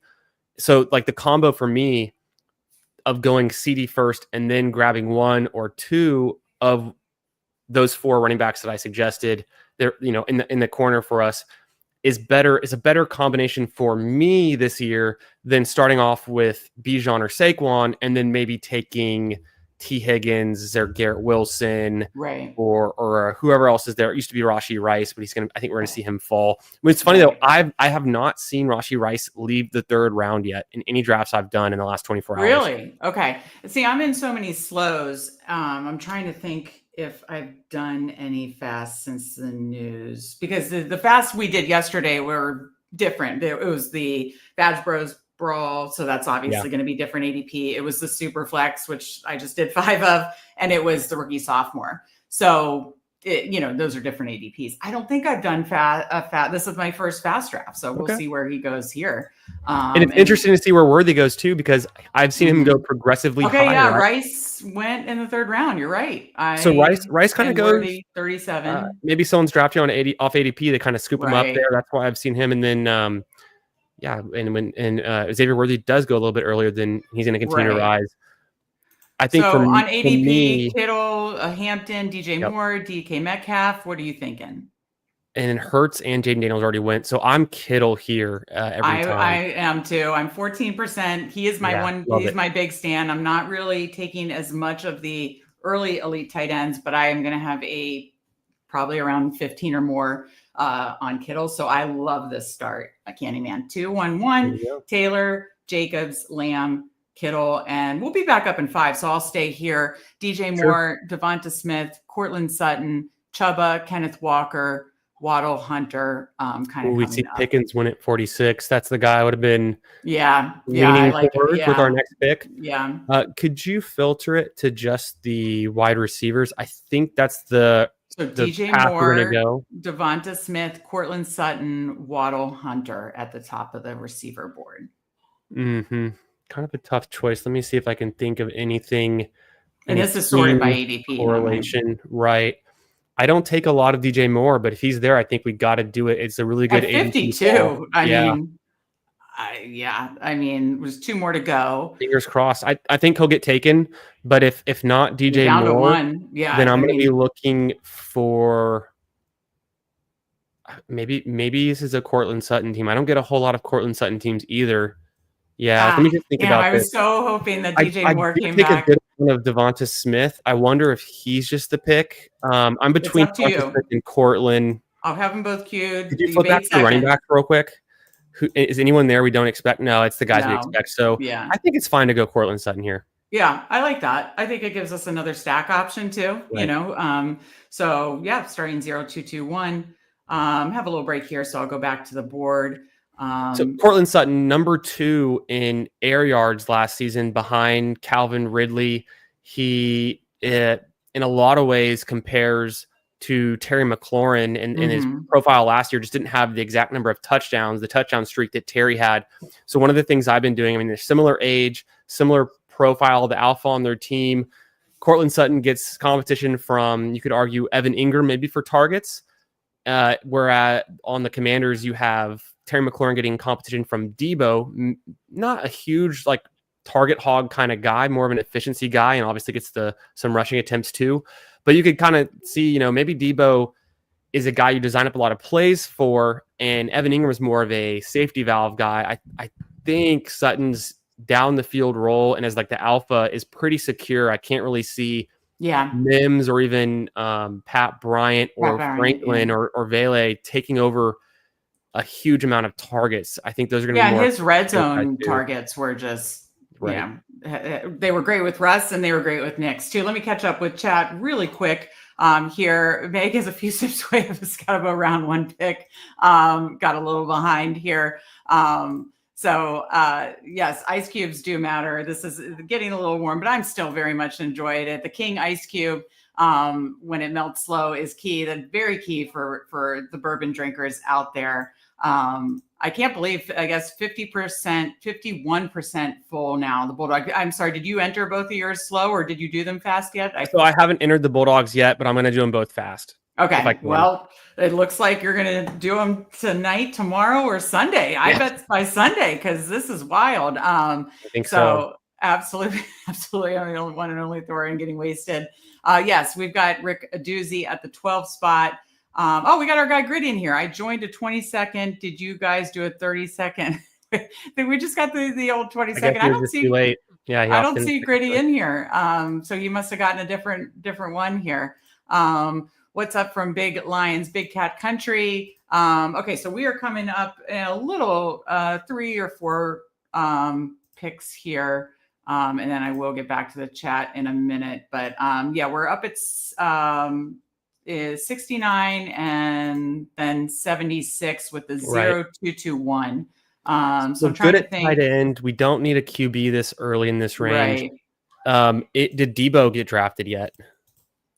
Let me go back to the board really quick. I think he might have. Must have. He might be available. Okay, we're on the clock. Yes, he's here. I would grab Debo here. Okay. Let's just think about it real quick. So, is there any other? My only other one would be Diggs, sure.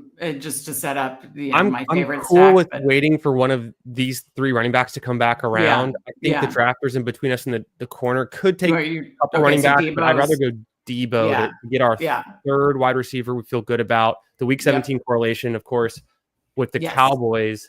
Yes, and. Not a bad setup there. I like that a lot. Coming up at 76, there's a lot of ways we can go. I don't know how much Ricky's going to fall, but I still love Ricky. Diggs is another one. Got me to draft Ricky when we did the Best Ball Mania on my stream about a month ago or even further, and it's one of my very few Ricky Pearsall shares in Best Ball Mania.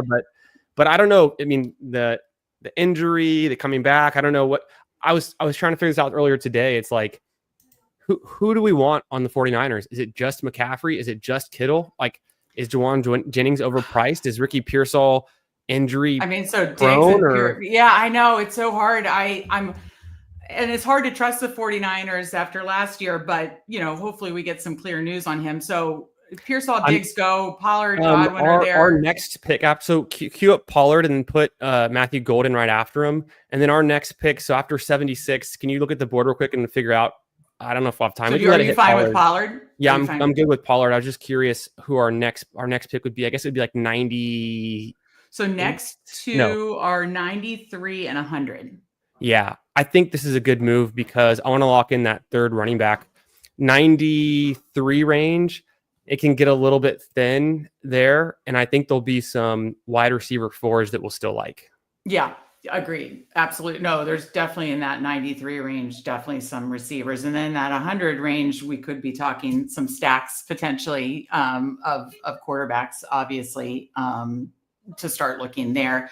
Let me get back to chat really quick. Yeah, sorry, Grit, if we missed you, but we appreciate you jumping in chat. Good to see kneecap biting Motor City Lions. I like that name. That's great.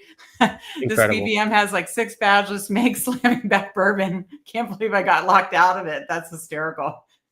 Paul's a couple fingers of scotch, flaky ice, and a splash of water is his move. Okay, I like it.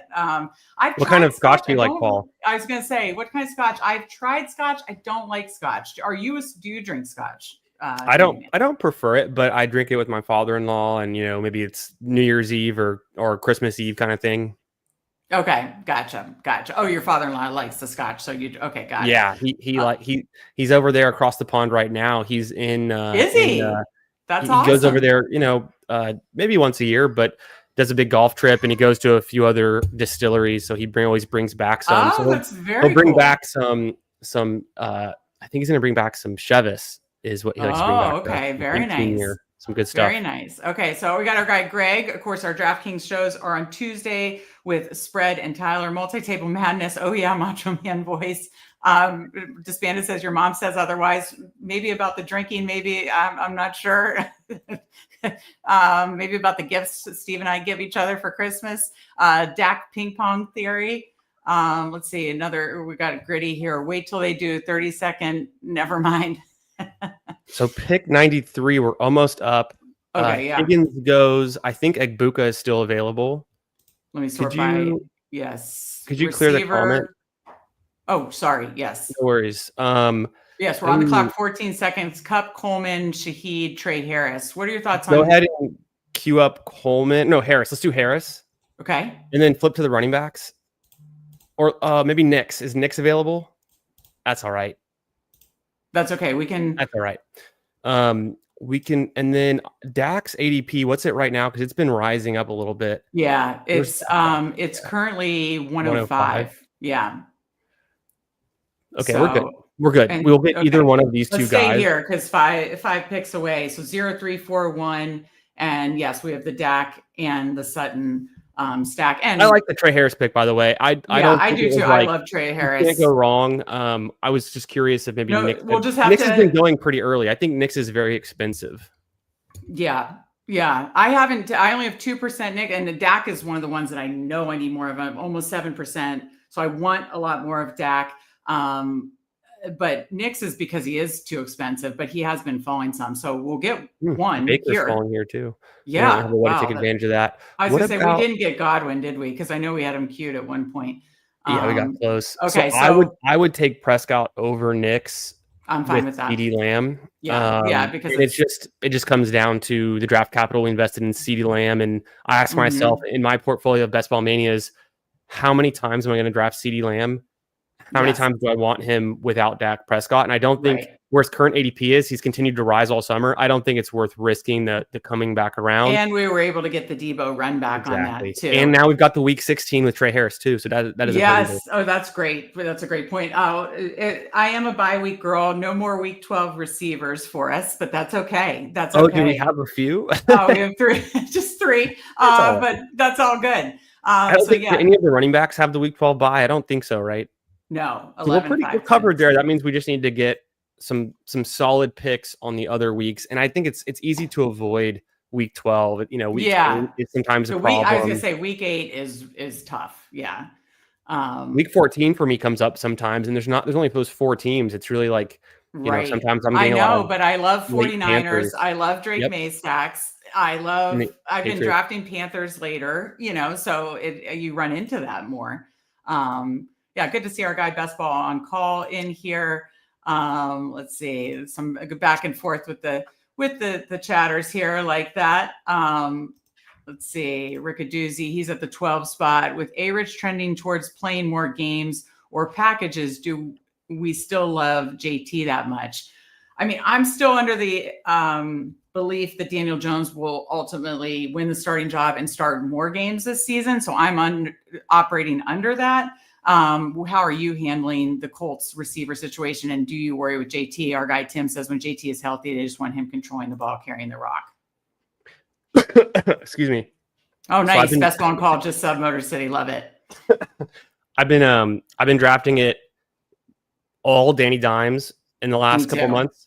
So I haven't taken A-Rich since then. And then I have 15% Alec Pierce. I have close to the field on Downs, a little bit below the field on Pittman, and then for Adonai Mitchell, a little bit above the field. I take a good amount of Jonathan Taylor. I don't really have that much get-ins. And then Tyler Warren, I'm right at the field or maybe a little bit ahead. So I'm still taking the Colts. The Colts were second in the AFC South last year. They're not really a bad team all around. So I think our concerns about, them and their ability to generate points is somewhat valid, but maybe a little bit overblown. You think of teams like the Bears who are worse off, but we're drafting those skill position players way ahead of the Colts guys. Right. We're up in 1, and if he falls to us, this was another, damn it. Okay. So then, I don't know if you are interested in May at all. I take a ton of them, but I love him. You can backstack him. Then there's Charbonnet, Bateman, Tyler Warren. I think we should take a quarterback here. Could you show me just the quarterbacks? And I just want to of course. May, McCarthy. We got Herbert too. I think let's go with May. Okay. And then let's just hold Herbert there and take a look at the running backs. So 2, 3, 4. And it's Charbonnet, Ramondre, who correlates. Obviously, not sure where you stand on him. Then Spears, Javonte, that kind of window. What about wide receivers? Because I guess we only have 4. We could consider that as well. Sure. Kyle Williams might be nice. Yeah, we could do the Kyle. A little early for Kyle Williams, though, isn't it? His ADP. His ADP's fallen to 137. There's a chance he could come back to us. And then the tight ends, we've got Kittle, right? So the week 14 bye. If we look at the tight ends, I think Njoku is like criminally undervalued. We don't necessarily have to get him though. We let me think about that. We might just want to push tight end a little bit because those late tight ends. We know we like them, right? The guys that you've been writing I love about them. in your article. Yes, and I appreciate you shouting that out. Thank you. Theo Johnson and guys you've been drafting kind of earlier tonight in your Superflex draft. So I think we're pretty comfortable at tight end. Although I do think if we didn't have Kittle, I would definitely grab Njoku here. Right. To me, I'm thinking probably. Well, who are our other wide receivers so far? If we didn't take Stevenson, so Lamb, Sutton, Debo, Harris. And again, there's just, unless we wanted to get like a second, Mims. And then let me see. So we've got Dak in May. And our running backs, I think, could you? So JT, Jacobs, Pollard. I feel so good about those running backs. I don't think that Stevenson adds a ton. I think Herbert might actually be the better pick. I love getting 3 quarterbacks in the window. Okay. This is my favorite. So honestly, I absolutely love this. So we get Dak, May, Herbert, all obviously May we're going to backstack, but with Lamb and Trey Harris stacked, and then we're going to try backstack May. I'm just a big May believer that he could have top 5, top 10 upside with his rushing ability this year. So 3-3-4-1, but I wrote about it on the Best Ball Substack, and thank you for bringing that up. I love getting 3 quarterbacks in the window. When you're not getting one of those elites, to me, the best way to compete with that, especially in BBM when it's a gauntlet of 1 of 13, 1 of 16 in the playoffs, is having 3 options stacked in the playoffs. Like it is stacked in the window. 8 through 13 has like 24 starting quarterbacks without bench risk. So if they stay healthy, it can just be so powerful. I 100% agree. Look at the run on tight ends that went after we took Herbert. I think we got one of the last really good quarterbacks that people would have wanted to take. And then now they're resorting to, let's just get Colston Loveland and Njoku, Goddard likely, and Kincaid. Because it's such a gross receiver range here. Yes. And so those guys are going well ahead of ADP. So I would have considered Kyle Williams there because I don't think he makes it back around. But it would have been a little bit of a reach. This is a cliff for me. I think of if this range is a wide receiver cliff. It's definitely the QB pocket area. It's also good for some tight ends. If you didn't already grab one earlier, you could grab 2 in this range. And I think we're set up really nicely to get some of these later receiver options to build out probably a 7 receiver room, maybe 8 because we have the luxury pick. I was going to say we could potentially do like a 3-5-8-2 with Kittle. Yeah. Yep. And we're strong up front at running back. So we're winning at quarterback with not only our depth, but the quality of our quarterbacks. We're winning it at running back with some early round 2, 3 capital, and then Pollard for good measure hitting the flex. The wide receivers, we got CeeDee Lamb. It's strong enough just with CeeDee Lamb, honestly, holding it down. And we'll get some volume there. And then we have an elite tight end. So I feel like we're not really giving up any of the position groups with the way we built this so far, which feels good. I absolutely agree. This is the one non-Cam Scattaboo team I'm absolutely falling in love with. Our guy Griff at the 12 spot got Scattaboo because in the comments, as you can see, Coolers was joking about, pick 141. We're on it. Okay. I think it's going to be Ramondre's still there, so that's probably what we would want to do, right? And Kyle Williams is there, so they're both there. It's very tempting. Do we just take Stevenson because he's still there in the ADP value, or is it worth getting Kyle Williams? I almost think Stevenson's the better pick. Yeah, I do too. Yeah, and then the luxury with that is with these 4 running backs. I mean, you could do hyper fragile, but what you could do is tack on like just a fun upside rookie in like the 17th, 18th round, like a scroll down a little bit. Like a Taj Brooks, Brashad Smith, whoever you like. I mean, I don't know if you have a favorite rookie running back that you draft in those late rounds, but this is the type of build where I tack on. I'd go on a limb and say I have higher Jarquez Hunter than anyone else in the chat right now. I mean, I'm trying not to have more than 30%, but I'm above it right now, and it's kind of one of my highest exposures. For our next pick, could you show me the board real quick? I'm curious to see where Jaden Blue went. I know he's gone, but I'd like to keep tabs on like where he goes in these drafts too. Yeah, absolutely. We'll be up in 1, 2. Okay, Blue went 1, right where I would think he should be going. Maybe even a little bit behind. I was going to ask you what you thought of those reports. I know you're a Texas guy. We'll get into it after this. Yeah, we'll get into. Let's get into. Okay, so we're sorting by ADP. Let's go to the wide receiver tab and then not much with the wide receiver, tight ends. Pitts, Strange, 10 seconds. Palmer. Scroll down a little bit. So let's queue up. Henry. Let's queue up Leggett. Okay. Do you want me to throw go him in Leggett? there? Yeah, just throw him in there. I think it's fine. The week 14, Okay. he's a year 2 player, maybe get a breakout. Go back to the wide receiver tab. I'm trying to figure out maybe who we missed that was still there. No, So Palmer, Douglas Pat might Bryant, come back Thielen. around. I think Douglas would be nice for our next pick. Him or Hunter would be nice to queue up. And then running back, I guess it's just been like someone like White, but it's nothing crazy there. Eckler, maybe we could have grabbed Eckler, but we don't really need the 5th running back right now, like you were saying. Hyper fragile. I think hyper fragile, or you just tack on like a fun upside rookie, like you said, Jarquez Hunter. Mine's been Taj Brooks or Rashad Smith. I like a lot of those guys in the 17th, 18th round that, you feel really good about your running back room. We feel really good about our quarterback room.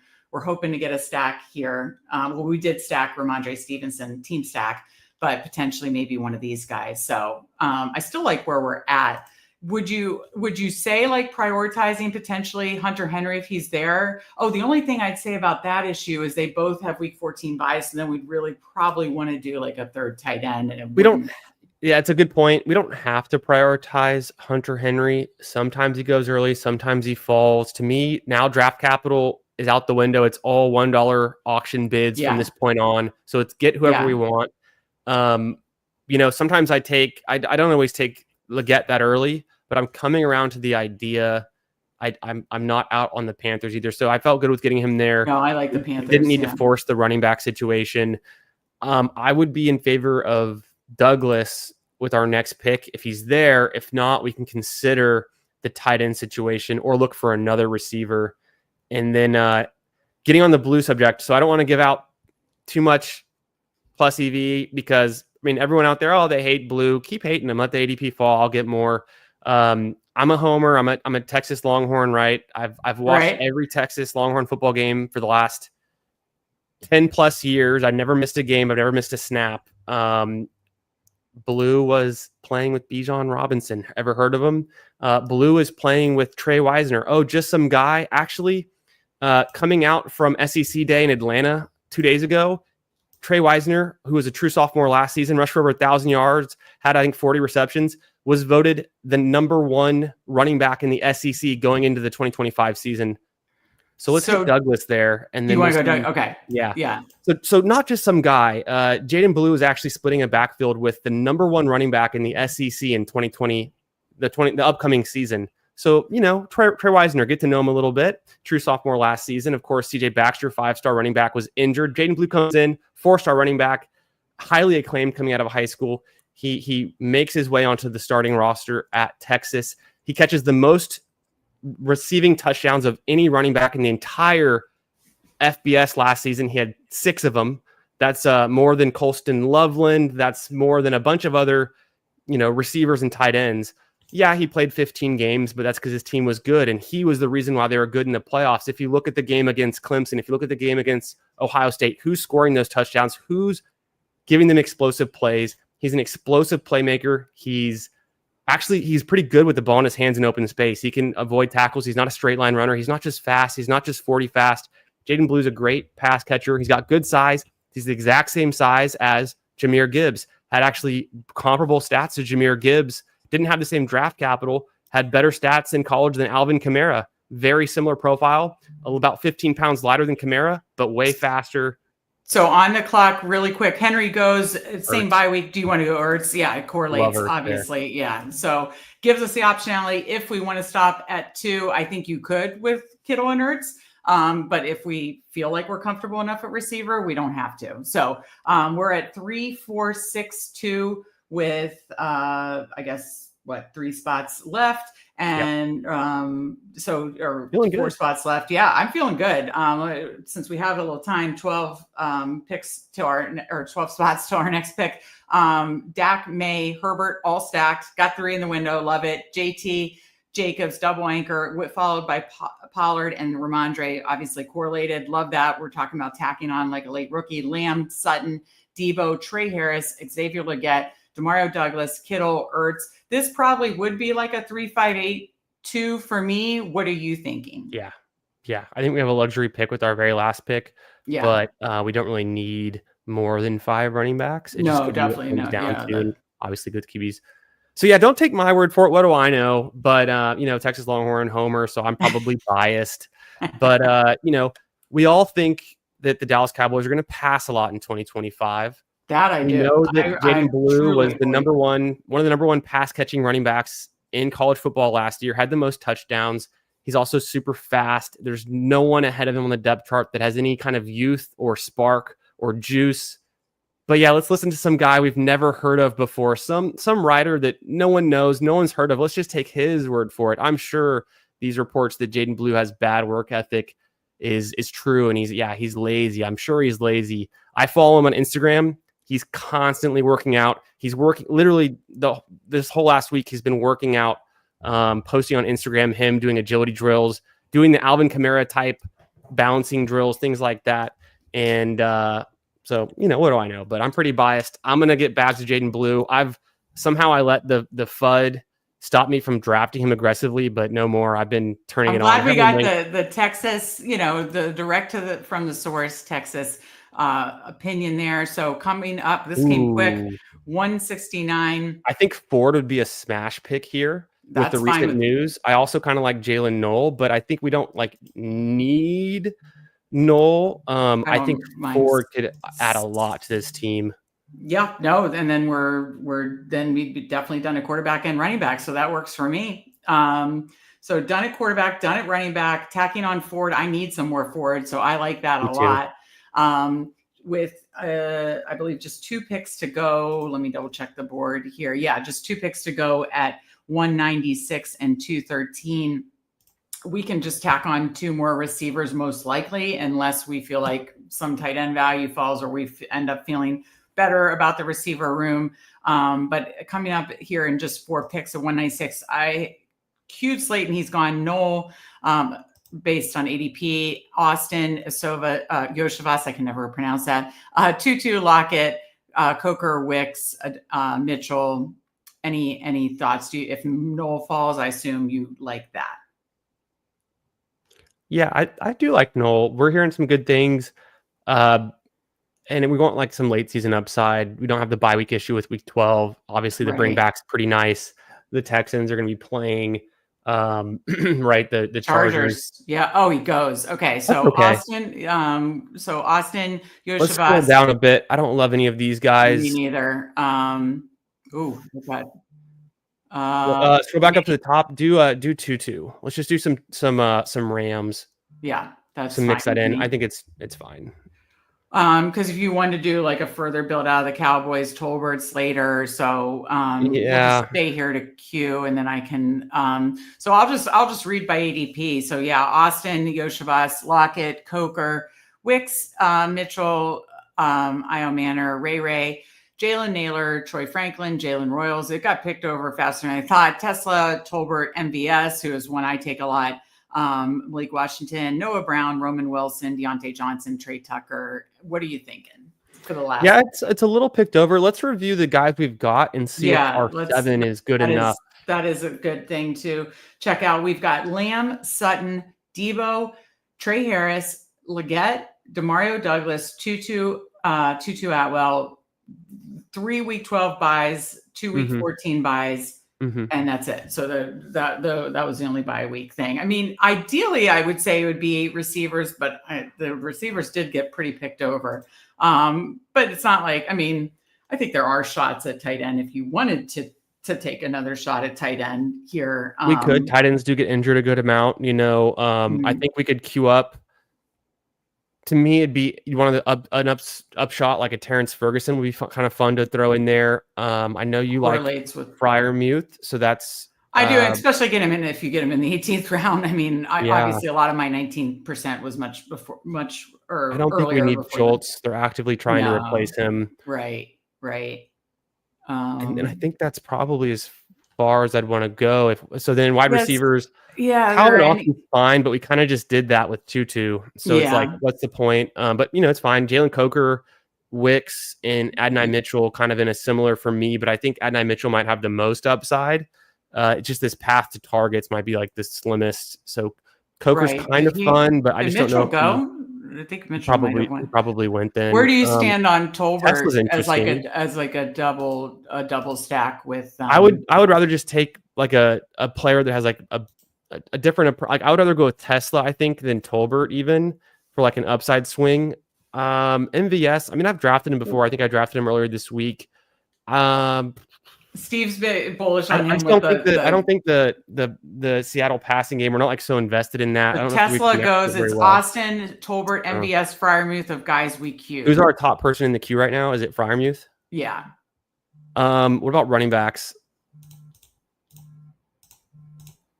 James Tucker. No, this is fine. If we want to go Fryermuth or Calvin Austin, that's fine with me. That's fine. Honestly, getting a third there, we are very built for running back to hit the flex. So we just need three of these guys to do their job for us each week. And again, all three of our quarterbacks are stacked. So I know a lot of people would look at this and be like, oh, you're kind of top heavy and then, meh at receiver. But, I feel really good about the first four. And, there's upside swings with the other three. And I'm totally fine. I think you just draft value there and getting Pat Fryermuth as a third tight end in the 18th round feels good. What do you think? Yeah, definitely. So the quarterbacks, you can't ask for much more. If you're not getting an elite QB, I think the way to play refresh and reread it. Yeah. We've got one of what I would consider the elite tier of pocket passers in Dak Prescott. We have Drake May, who's this sophomore breakout candidate with rushing upside.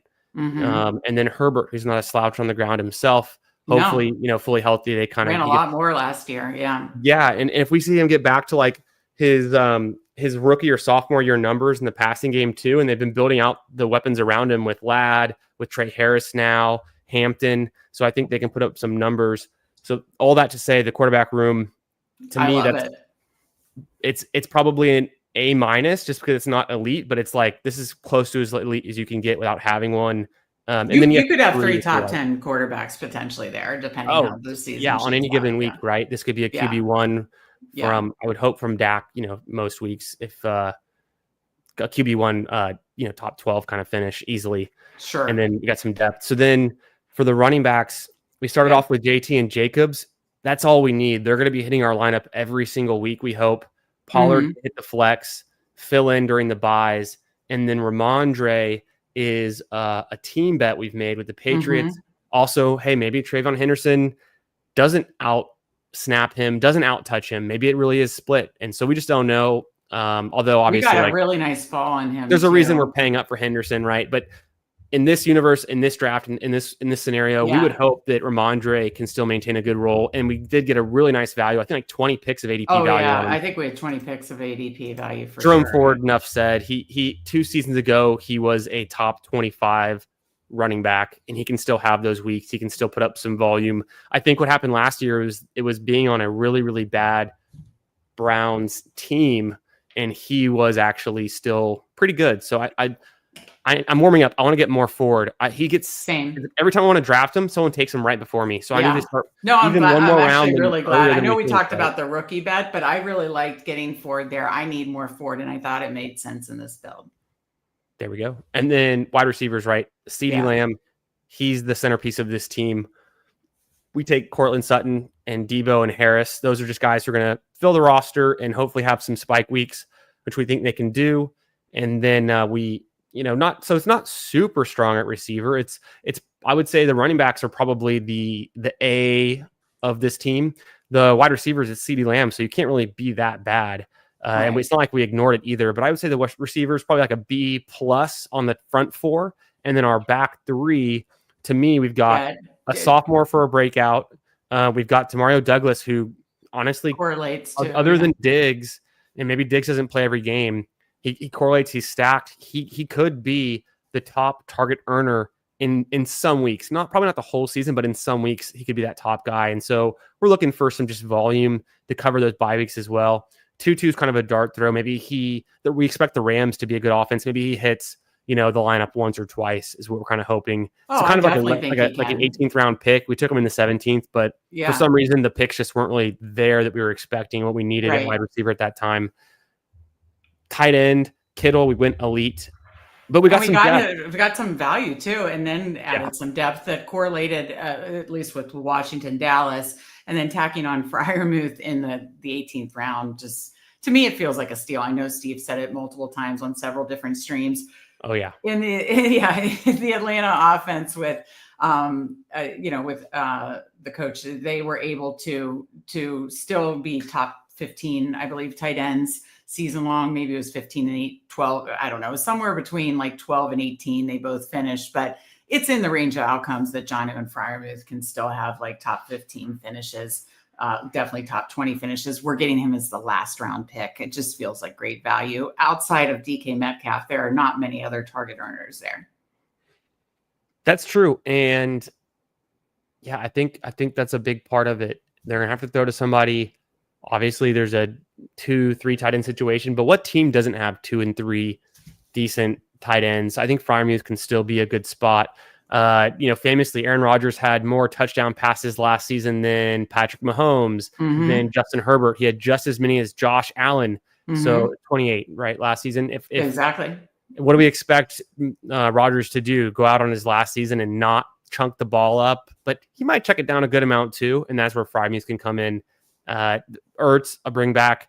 The whole thing with a 3 tight end, even with the elites, I've warmed up to the idea of the 3 tight ends because it's a very injury prone position.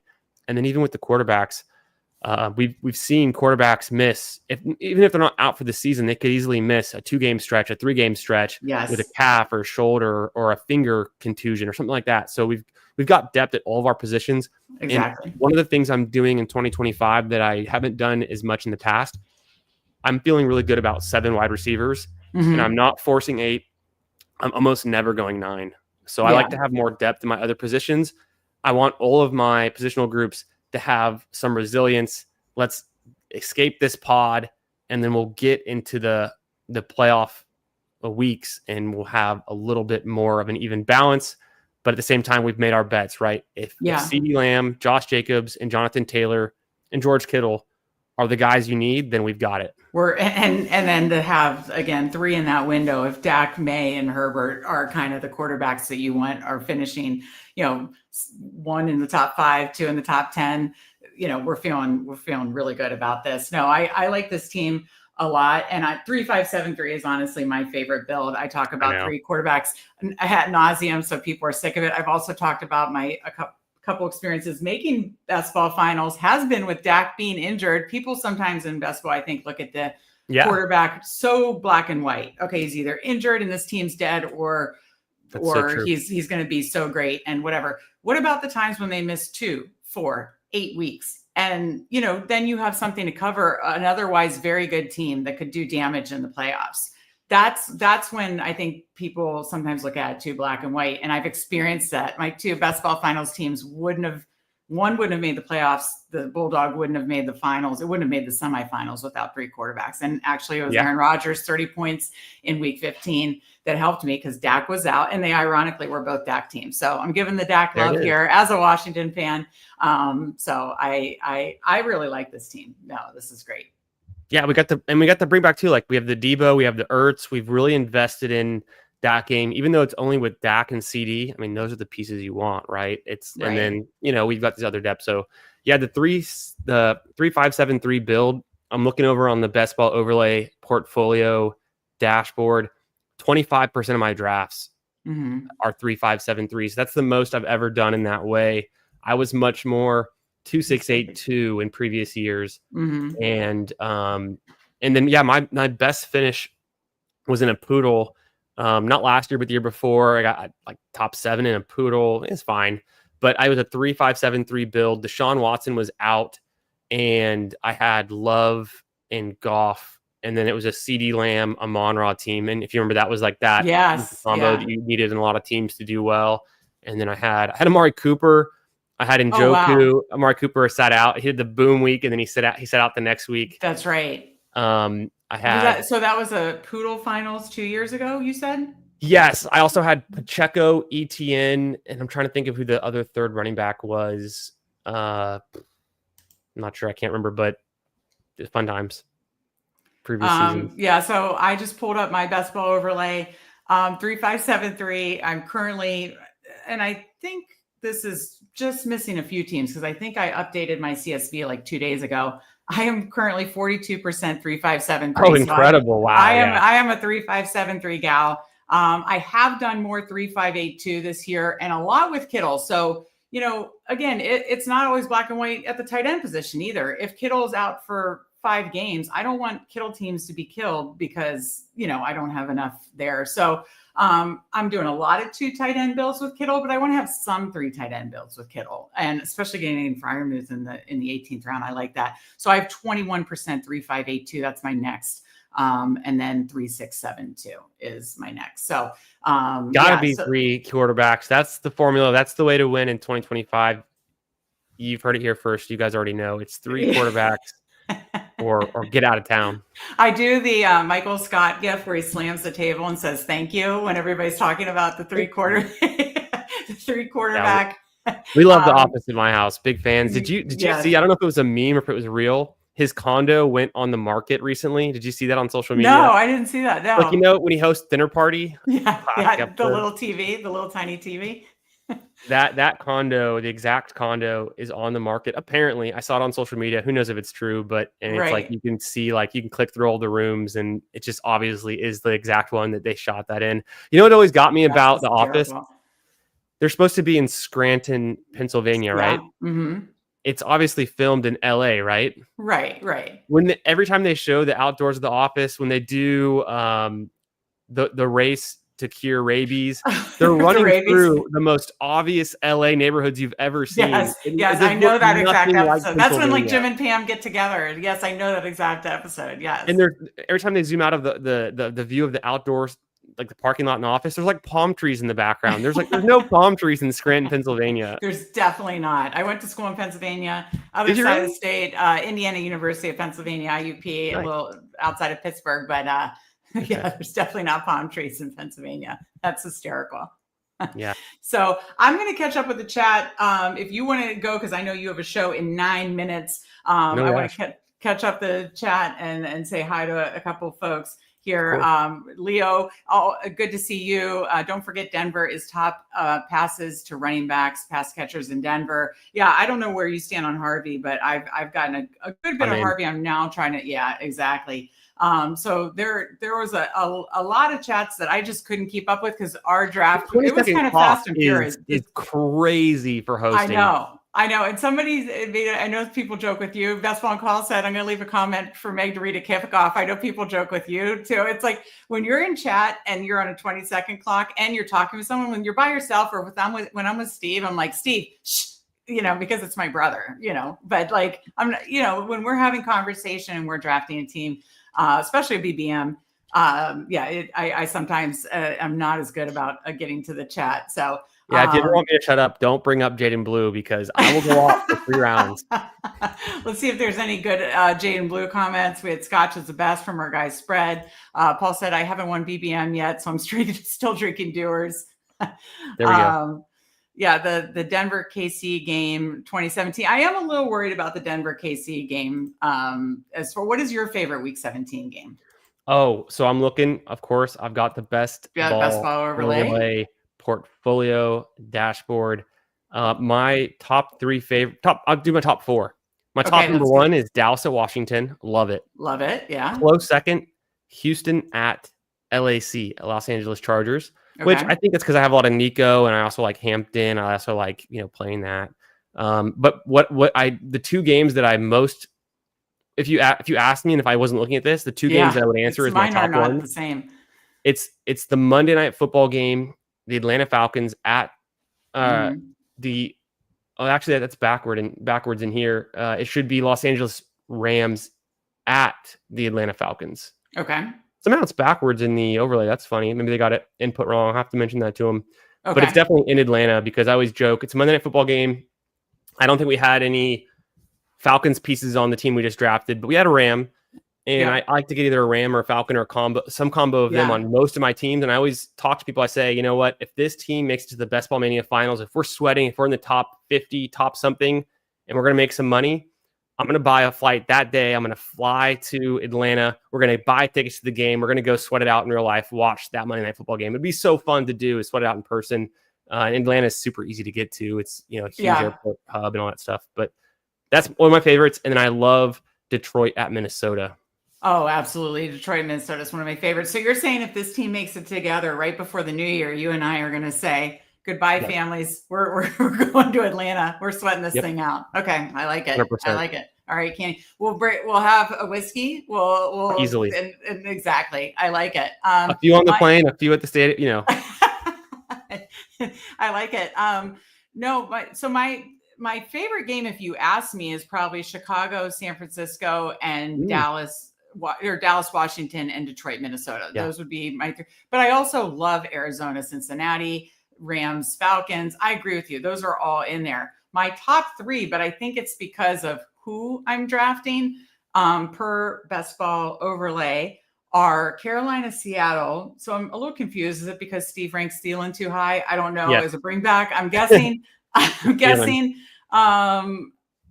Okay. I guess I also do have a decent amount of Bryce Young stacks because it actually shows you, if you hover over it, it shows you the exact. I have some Sam Darnold stacks with an Adam Thielen bring back. Thank you, Steve. I have some Bryce Young Thielen with a MVS bring back. Thank you, Steve. That's a Steve call. Bryce Young, Jatavion Sanders, and either Charbonnet or Walker bring back is another combination I have. So that surprised the hell out of me. This is why you get Best Ball Overlay, because sometimes you don't even know what you're doing. And that's why I am trying to assess and make pivots. Now, one of the guys we got, Dak, another one we queued up, Purdy, are guys that I'm trying to get a lot more of. Indy Jacksonville is another big one. It's because I have a lot of Lawrence. I've been very bullish on Hunter. Obviously, I love BTJ. And I do take a lot of JT. I'm willing to take Daniel Jones, and I do take a good bit of pure slate, Josh Downs, middle of the round. And then this one shocks me, but not really. Patriots, Jets, that's because I'm obsessed with Drake May. I think he could potentially be a top 5, top 10 quarterback because of his rushing upside. And so they're all Drake May stacks, a couple Justin Fields stacks. And I guess I have some bring back with either Breece Hall or actually more commonly Mason Taylor. So my top 3 stacks are not what I think, because again, Atlanta, Rams, Chicago, San Francisco, Dallas, Washington, Detroit, Minnesota, Arizona, Cincy would be what I'd answer. They're in my top 7, but it's actually those 3. So that's actually fun to talk about. And that's why it's fun to look at Best Ball Overlay, because sometimes it's not what you think. Oh, sure. This makes me realize I need to get more Bears, San Francisco. I need to get more Eagles, Bills. Eagles, Bills is one of my lower. Yes, same. I realize I need more Hurts. I don't have I have 10% is what I just said. I want 10% of the elites, including Burrow. And I have that, but I don't have 10. I only have like 5% of Hurts. So I need more Hurts too. So definitely. I appreciate this disbanded. We're all brothers and sisters here. So with the sibling theme, I like this. Just making sure I didn't miss any other good comments, but we appreciate everybody jumping in the stream, jumping in chat. I know our one guy, let me find his name here. Where'd he go? Rick Deasy, or Doozy, who I talked excessively earlier about getting a Cam Scatavo sign something because he's going to Giants camp. He was in the 12th spot. So no, we appreciate all of you joining us in chat, the draft, and the stream. And go over in a couple minutes and watch Candyman's stream, because he will be going live in just a couple minutes at 11 o'clock on Fantasy Football Garage. Link is in the description. So I'm Steve says, I'm super disappointed in Meg's Knicks and Dak exposures. Yeah, I am a little low there. Yeah, he's 12% Knicks. Where are you on Knicks and Dak? So like I said, I've got a ton of CeeDee Lamb, and so my Dak is 14.5%. Oh, I like that. That's where my Knicks, I've thought Knicks is too expensive for a long time. I'm at 1.5% Knicks. Oh yeah, I only have like 2 or 3% Knicks. So yeah, I don't get there very often, and I don't take a lot of Cortland Sutton either, even though I like him. Yeah, no. So I'm glad we got him in this team. Our chat lord Mike Robb says Meg says she hasn't loved something so much since her Backstreet Boys poster. I was more Team NSYNC, but I did love Backstreet Boys. Still do too. So just making sure I didn't miss anything else. Good. We got Tyler in here saying hi to you, our guy Emo Cowboy. A little hello to Chris. There was some blue talk. That's true. Disbanded's right. Okay. If Blue corrects his fumbles, okay. Yeah, he had a bunch of fumbles, but okay. that's what happens when you're moving so fast. You're so excited. It's easy to toss the ball out to the other team. And Tim, we thank you and Mike Rob. I'm uploading our sub-only show for Substack subs tonight. You submit a lot of great questions about, and yeah, I like a lot of tight ends late and trying to mix and match those. Someone mentioned Gadsden. The training camp's about to start. We're going to hear some fun news. We're almost here there. soon. Yeah, we're almost there, people. Just making sure I didn't miss anything else. A lot of back and forth with the chat. So no, we appreciate it. Any final thoughts for the people before? Good to see Nick in here too. Thank you. My name changes for you as the drink goes on. You are correct. Rick Bye. Yes, I went to an NSYNC concert and everything. So yes. But no, final thoughts for the people, Candyman, and then head over to his stream right now, actually, after we get off. Thanks so much for having me on this Friday. I'm glad we can do it. I wanted to ask you, final thoughts. How did y'all come up with the best Ball Jeopardy idea? Because this is the first year of it, right? I didn't miss it last year. This is the first one, right? We did 2 episodes of it just with Fanspeak. So it was me versus Andrew and Steve versus Spread last year. Okay, I thought you'd done it before. I might have seen that before. I think it's the one with Andrew. But how did y'all come up with the idea? I was terrible. I think Bruni, our guy Bruni, he's awesome. He's so creative. I think he came up with it, and then Andrew and I were like, yeah, we'll play each other. And I think we said we'll do a donation to whoever loses. So I donated to the charity of his choice, and then Steve and Spread played each other, and that's what we had a great time with that. And we were like, we got to run with this. So great question though. Appreciate it. It's been so fun. Such a fun idea. It's one of my favorite things to look forward to each week, to see who's going to be on, who's going to be competing, how are they going to look stupid? Can they do math? Those kind of fun things.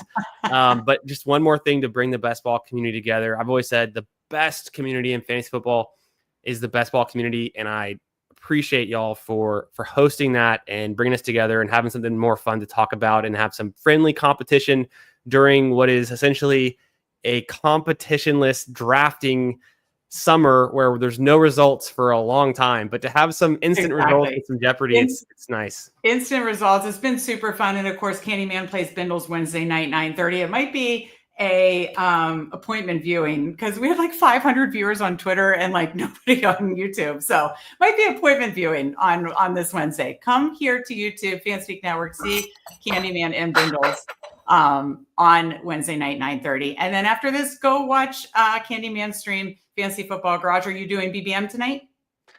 I think so. I think so. I mean, it's officially it's Pat Carrane Day, right? He won Best Ball Mania. That's right. For it is Pat Carrane drafting, Day. Or was it 3? Best Ball Mania 3 drafting today, and so you got to do at least one. We did one together.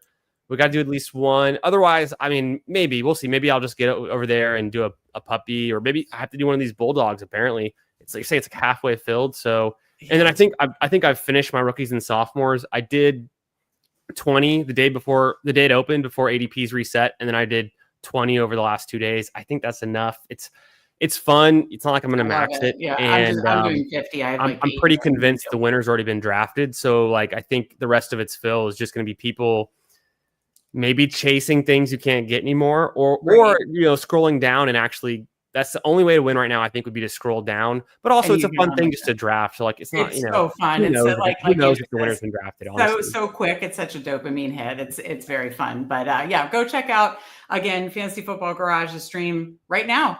And we appreciate you guys very much. Everybody that's joined us and in chat. So for Candyman, I'm Meg. We will see you next time.